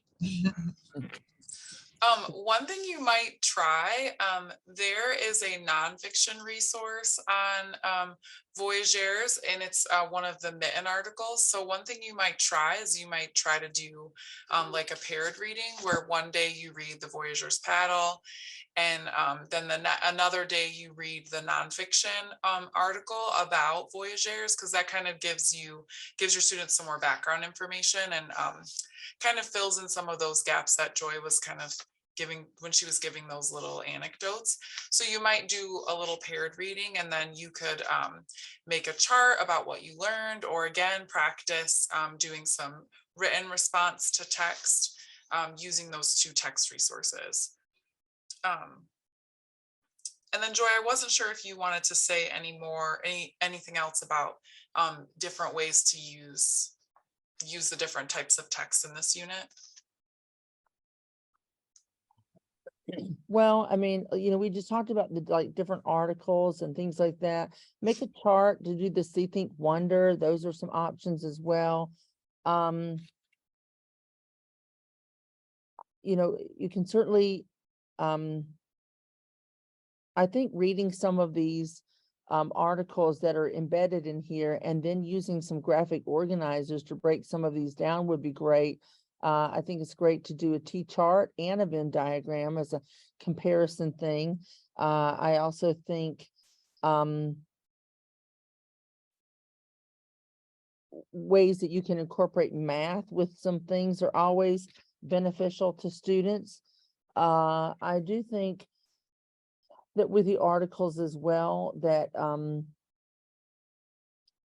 I think like we're doing nonfiction unit right now as a whole, but just even talking about the nonfiction text features as you are reading is important to, I just think in general, students, I have found over the years of teaching third grade that nonfiction is much harder and more difficult for comprehension pieces than fiction. And so the more that we expose them to nonfiction and show them strategies of how to comprehend, that's going to be more beneficial. How to start classifying, categorizing, and organizing their thoughts a little bit more is going to be helpful. So those are just some strategies that I've used, but especially with these articles that are in here. Thanks, Joy. And if there's a Mitten article that kind of goes along with the lesson, it'll always be linked on that right-hand column where all the linking documents are. So you'll be able to see, I know that there's, I think at least 2 Mitten articles for this unit.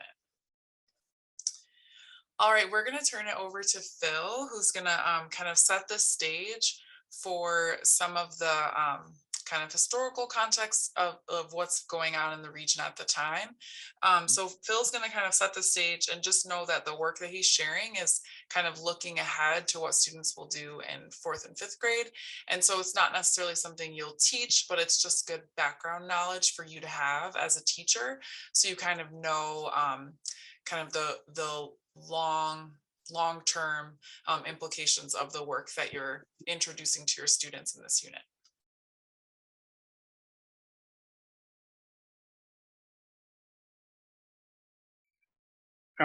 This is one where I come to the Michigan curriculum as a kind of an outsider. I've worked with a lot of other states, and the timing in here seems very awkward. There are certain things that are covered in the 5th grade GLICs that would be useful information to have, and so on. But having said that, it's awfully hard to come up with an outline that everybody's going to agree with. So basically, this presentation is lifted directly from the 5th grade Giants curriculum. It's what they are doing, and it's presented to you for 2 reasons. Number one is you can go ahead and take a look at this PowerPoint again if you want to, and you can use that PowerPoint to help you use the clickable map about early US geography and history if you want to. And then the second reason to show this is that you don't want to say something in 3rd grade that's going to make it harder for them to teach what's going on in 5th grade. So having said that, in 5th grade, well, let me first show you that the colonies one here literally is a PowerPoint that is a very flexible way to show where the British, the French, and the Spanish came into North America. It's got the usual background information about mountains, and you can turn the land a little bit tan to make it a little bit prettier on screen. And there's got arrows that said this is basically where the British came in, and this is basically where the French came in. And here's some of the early places that they settled, and here's some of the middle places, and so on. Like I say, it's just a very flexible PowerPoint. I mean, a very flexible clickable map. Then, to help the 5th grade teachers use that clickable map, we made a PowerPoint. And it basically says, one way to run this activity would be to give different groups of students in your class a different map with these blue, red, and orange dots on them. By analyzing your map, you're going to try to identify what was the colonial strategy of your country and the region it was claiming. Now, colonial strategy is a very new word, but it is related to the 5th grade GLICs, because the 3 different countries, Spain, France, and Britain, had a very different reason for coming over to North America. And this is a way to teach that, not top down, here are the 3 countries and here are the reasons for coming here. It's kind of to do it bottom up so that it sticks in memory a little bit better. So you're going to compare your map with maps of other countries. I'm going to start out by illustrating the process by looking at a completely different country, one that was important much earlier in history. Starting around the late 800s, the Norse people from Europe, you also know them as the Vikings, although that's a strange word, they began to sail all the way across the Atlantic Ocean. They reached Iceland in the late 800s, got to Greenland by the 900s, got to North America by the year 1000. We don't know all the places where the Vikings tried to settle in North America. I mean, that was so long ago that most of the records have gone away. They do have records that they chose peninsulas on the East Coast. So I just kind of picked a couple of them here for a little quick demonstration of how you use these maps. We're pretty sure that the colonial strategy was to choose a peninsula jutting out into the ocean where it would be easy to defend and you could do fishing very easily. That the primary basis of the economy was fishing. The next job was just to draw a line around all their sites, and we've made it into a region, just like you guys had done a little bit earlier with pine trees and maybe with nut trees and maybe with Ottawa villages. So this is the Viking region of North America. The regions of the other countries might not be this long and skinny because they might have had a different reason for coming to North America. So we've got 3 countries, we've got 3 groups of students, we've got a map. So the first thing you should do is draw a line around your region and color it. Kind of describe where it is in North America. When you're done, you can compare it with the maps of the other groups. Like I say, I'm just modeling a 5th grade lesson here. Because where those countries, regions would touch each other, it could possibly lead to war.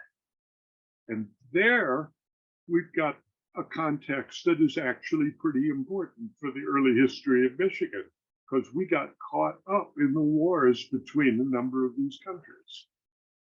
So here's an attempt to make a map of the region claimed by one country. And you could make this a mystery if you want to. Say, what country was this? What was its colonial strategy? Does it look like it's trying to establish ocean ports and farms? Or is it trying to establish missions and mining camps? Or is it trying to establish trading posts for beavers? It's not a real difficult question to ask, but it's still going to require a little bit of thinking. And it can be turned into a writing activity to say, okay, write down, why do you think this was that country? Because here's the territory that was claimed by a different country. And the questions are the same. What country was that? And what was its colonial strategy? Was it trying to establish ocean ports and farms where their people could move to? Or was it trying to establish trading posts where it could buy furs? Or was it trying to establish missions and mining camps? And then finally, the third country. And where did they show up? What country? What was the colonial strategy? When you put all 3 of these together, you can see there are some places where they kind of butt up against each other. That the Spanish and the French were here in Louisiana very early on. The British and the Spanish were in southern Georgia and North Florida. And for our own history up here, it's pretty important to see that the British colonial strategy of establishing ocean ports and farms that would push into the interior came up against the French strategy of establishing trading posts on rivers where voyagers could bring furs out. And those 2 strategies came into contact with each other in places like Pittsburgh and Niagara and so on. And you can ask them, where are you going to predict where these conflicts could occur?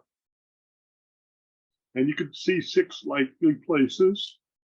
Those all were sites of very early colonial conflict. And 2 of them matter for Michigan. The fight between the Anishinaabe people and the Iroquois people and the British and the French up here, and the fight between the British and the French down here in Pennsylvania. So that's a PowerPoint. You have access to that clickable map. And you can do that. You can find out where were the early places for the British, the early places for the French, the early places for the Spanish. Add in a little bit later places here. There is a list of the places if you need their names and numbers. That tends to clutter up the map a little bit more than the students might want to have. You could have them where the basic incursions were, of the British, the French, where their naval fleets were likely to run into conflict with each other. And then finally, the map shows where the territories that were claimed by these different groups. Like I said, just because this is a 5th grade map doesn't mean that you can't use it if you want to. And you could lift a couple frames out of the PowerPoint if you wanted to help you establish the context. The whole point of this is that it would be useful for studying the early history of Michigan for students to have at least a little bit of knowledge of something that is actually in the 5th grade GLICs in Michigan, and therefore they won't see it for a couple of years. And that basically is the end of my little quick and dirty history lesson, giving you access to a couple resources that you can use to help establish the context.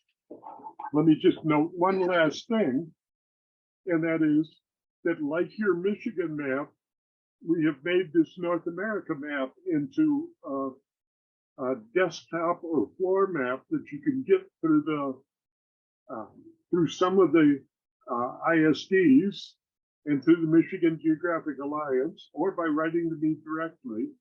And a map like this that I'm holding up is about 2 feet square and costs about $9 in a form that you can mark on it.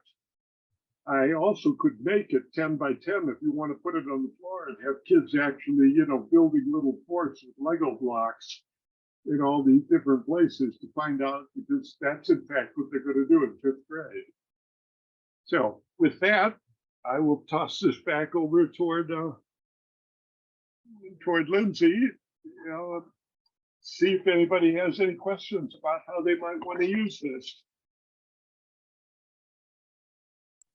Phil, Any questions while I still have the clickable map up here? Phil, do you mind if I put your email in the chat? So if people want to email you directly about those maps, they can. Sure. Okay. Yeah.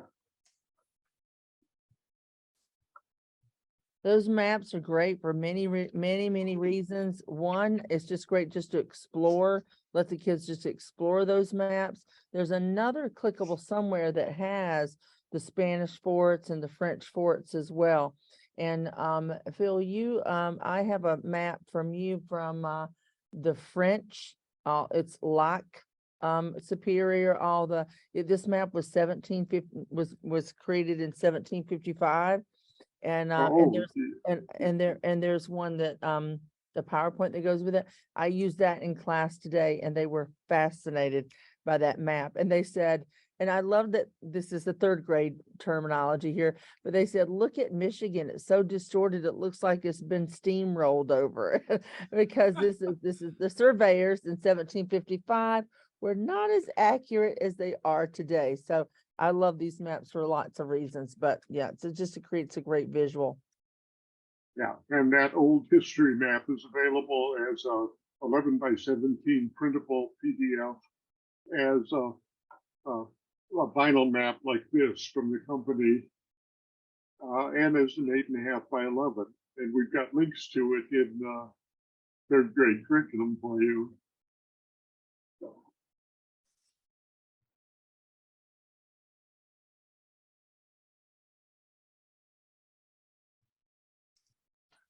All right, thanks, Phil. So knowing kind of what's happening in the region, we know our students don't necessarily need to know all of that. They'll learn that later. Oh, Phil, would you mind stop sharing for, oh, thanks. But it's important to know, kind of what's coming up, what they're going to be learning in the future. Also, so we can kind of set the stage for them as we kind of introduce these new people who are moving into Michigan. So towards the end of Unit 3, let me get this up here. Towards the end of Unit 3, you introduce this idea that more people are coming to North America and more people are coming to Michigan, especially.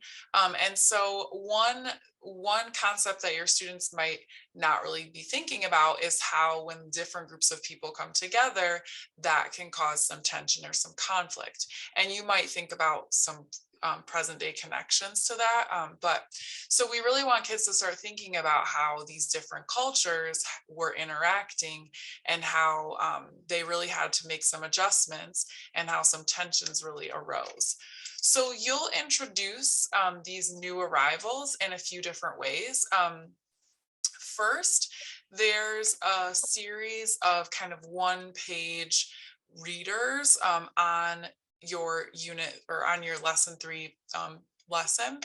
And these are really designed to kind of give you like a really easy one-page activity that kind of brings together all the skills you've been working on. So there's a little bit of geography, there's a snippet in here just to help kind of bring in that ELA connection where you're going to remind kids of a skill you've already taught them for nonfiction reading. Some of these one-pagers have a vocabulary section, and then most of them have some type of map connection. So you can do, and I'll show you what the, let's see, let's see if I can pull this up. So the article kind of is separated into chunks. So there's kind of like one page per section with some maps. And then each section will start kind of with the blue headings. So you could do these as one individual reader, or you could kind of print this all out as a packet and then give kids the packet that way. So you'll introduce different people coming in to Michigan with this little article set, and you'll practice some of those reading and writing skills. You're also going to have kids start to analyze and think about different perspectives, knowing that each group that came to Michigan had different motivations and they had different values, and that the times where they connected to trade or just to interact with each other, they were all bringing like different cultural baggage. So you'll help kids start to analyze those different cultural perspectives with a sort where they kind of look at maybe a trading situation and they have to decide which group of people may have felt that way. And then finally, you might pull in My Open Book, which has a lot of really great resources for this part of the lesson. There's a few pages in there that have some really great reading around the Indigenous people and the British and the French, and kind of how their perspectives were different. There's also, I think, a couple of interactives in this section that will make this content a little bit more engaging. So you're going to kind of showcase all of these different perspectives in those different ways. And you really want to help your kids practice thinking about a situation from these different perspectives, just to help them. That is like a social studies skill that we really want to help them start to practice, knowing that it's something that they'll need to. Oh, someone's in the waiting room, knowing that it's something that they're going to learn more about later in their social studies career. So really just exposing them to that kind of perspective work early. Any questions about, sorry, Suzanne. Any questions about those 3 resources for that part of the lesson?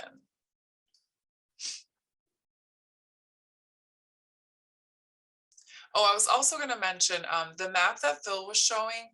There is a map similar to that in lesson 3, but it has the forts and kind of like trading posts on it. So it doesn't have all the arrows, and I don't think it includes the Spanish. It just has the French and British, but it shows where their kind of forts and territories were. So that's a really good introduction to this idea of new people coming to the region without all of the extra layers that were on that 5th grade clickable.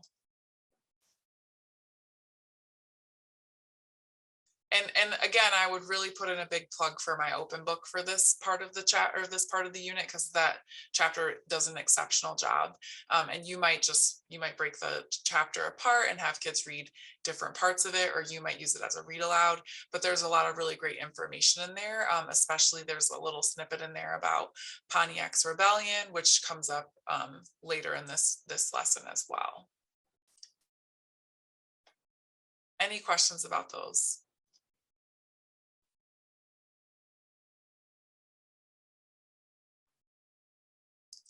All right, so Joy is going to really quickly share about an empathy map activity that you are going to do in lesson 2. And this kind of ties all the way back to, I believe it was unit 1, where you may have done an empathy map activity. So this is another opportunity for kids to practice analyzing different perspectives and thinking about an issue through lots of different lenses.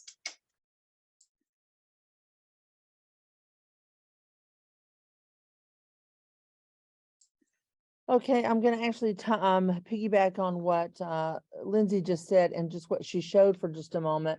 I'm going to share my screen here and share with you, how do I get back here? If we come? Let me go back to here for just a second. Okay, and so when we're, why did that not show you there? Okay, nope, wrong one. Now I gotta go back here.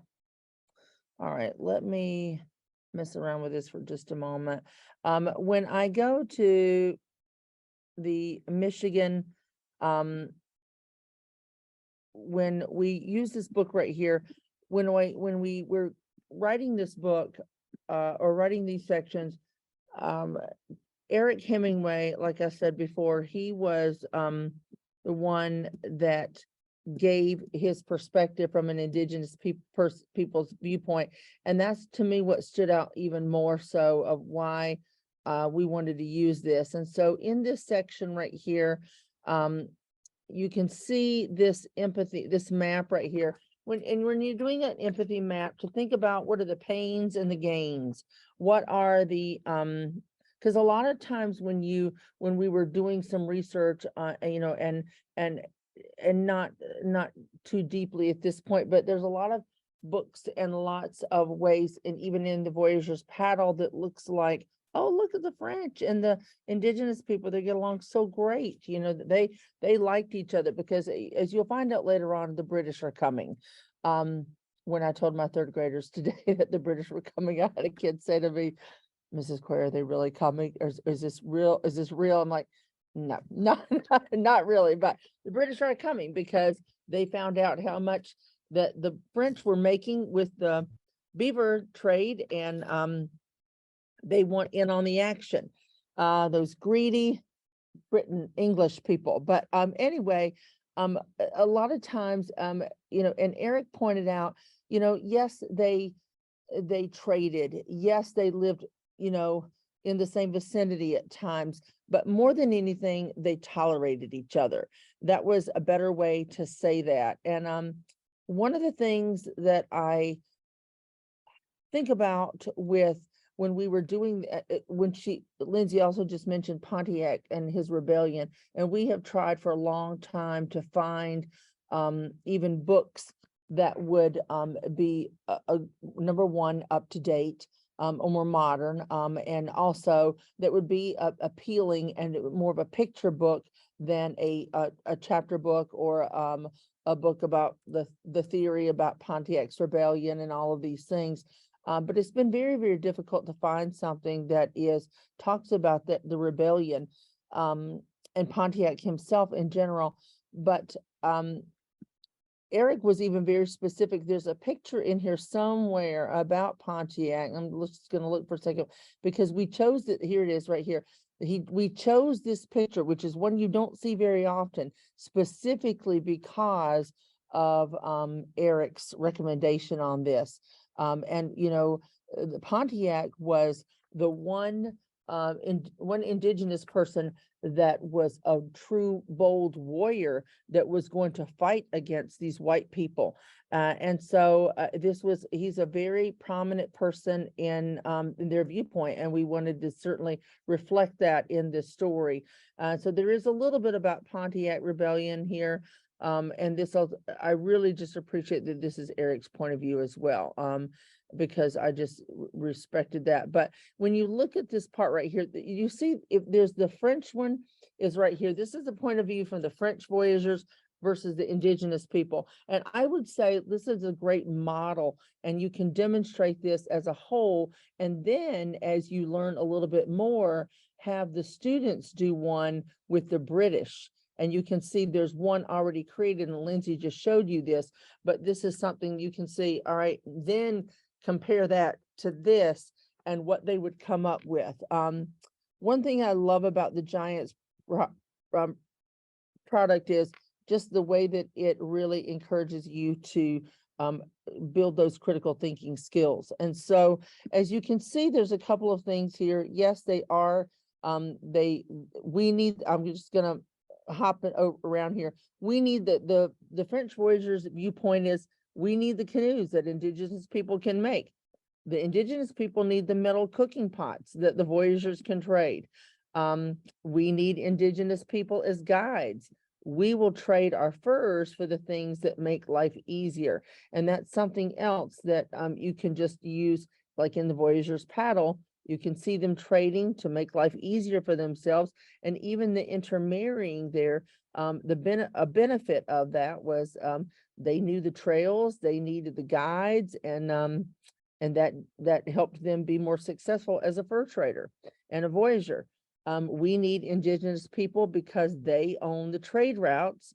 We will help them because we are both enemies of the Iroquois people. And that's a great way just to introduce the Iroquois Confederation, how large they are, how powerful they are as another tribe compared to the Anishinaabe, and just even where they're located. We may marry a tribe, and that this goes back to that book where they did. Our sisters may marry a voyager, so he may become part of our tribal families. I'm jumping down even to, there are many of them and few of us, and honestly, that was a perspective that they had to consider. And really, and this is what Eric really hit home with, the French are here to stay. They're not going to leave. They've made a lot of money here. They're not just going to up and leave. They've established themselves more. We're going to just tolerate them. So it's not like, oh, we're just pals and we're going to, and even though they teamed up together to fight against the British, it wasn't because, hey, we're best buds here, we're going to go to war together against the British. It's just that they had more in common and more to lose if they lost to the British. So that's just another example of just, I think it is important when you are talking about social studies and history that you do get the viewpoint so many times. The viewpoint is one way. And we've all grown up with that. And I think it's important to share all the different perspectives and to think about that. And these are great ways to tie into biographies and things like this of other tribes of Indigenous people. And I just think that that's an important piece of this for the third graders, and they do enjoy this. And so this is in my open book, which is also been attached to, it's embedded in there, but this is a great resource as well. And it's supposed to be used in a supplemental format. And so, and this was written by third grade teachers across our state, and along with other tribal people with their influence and experts in the writing field. So hopefully that helps, and that you're able to utilize that and use that in your classroom. So I'm going to stop sharing, and any questions or thoughts or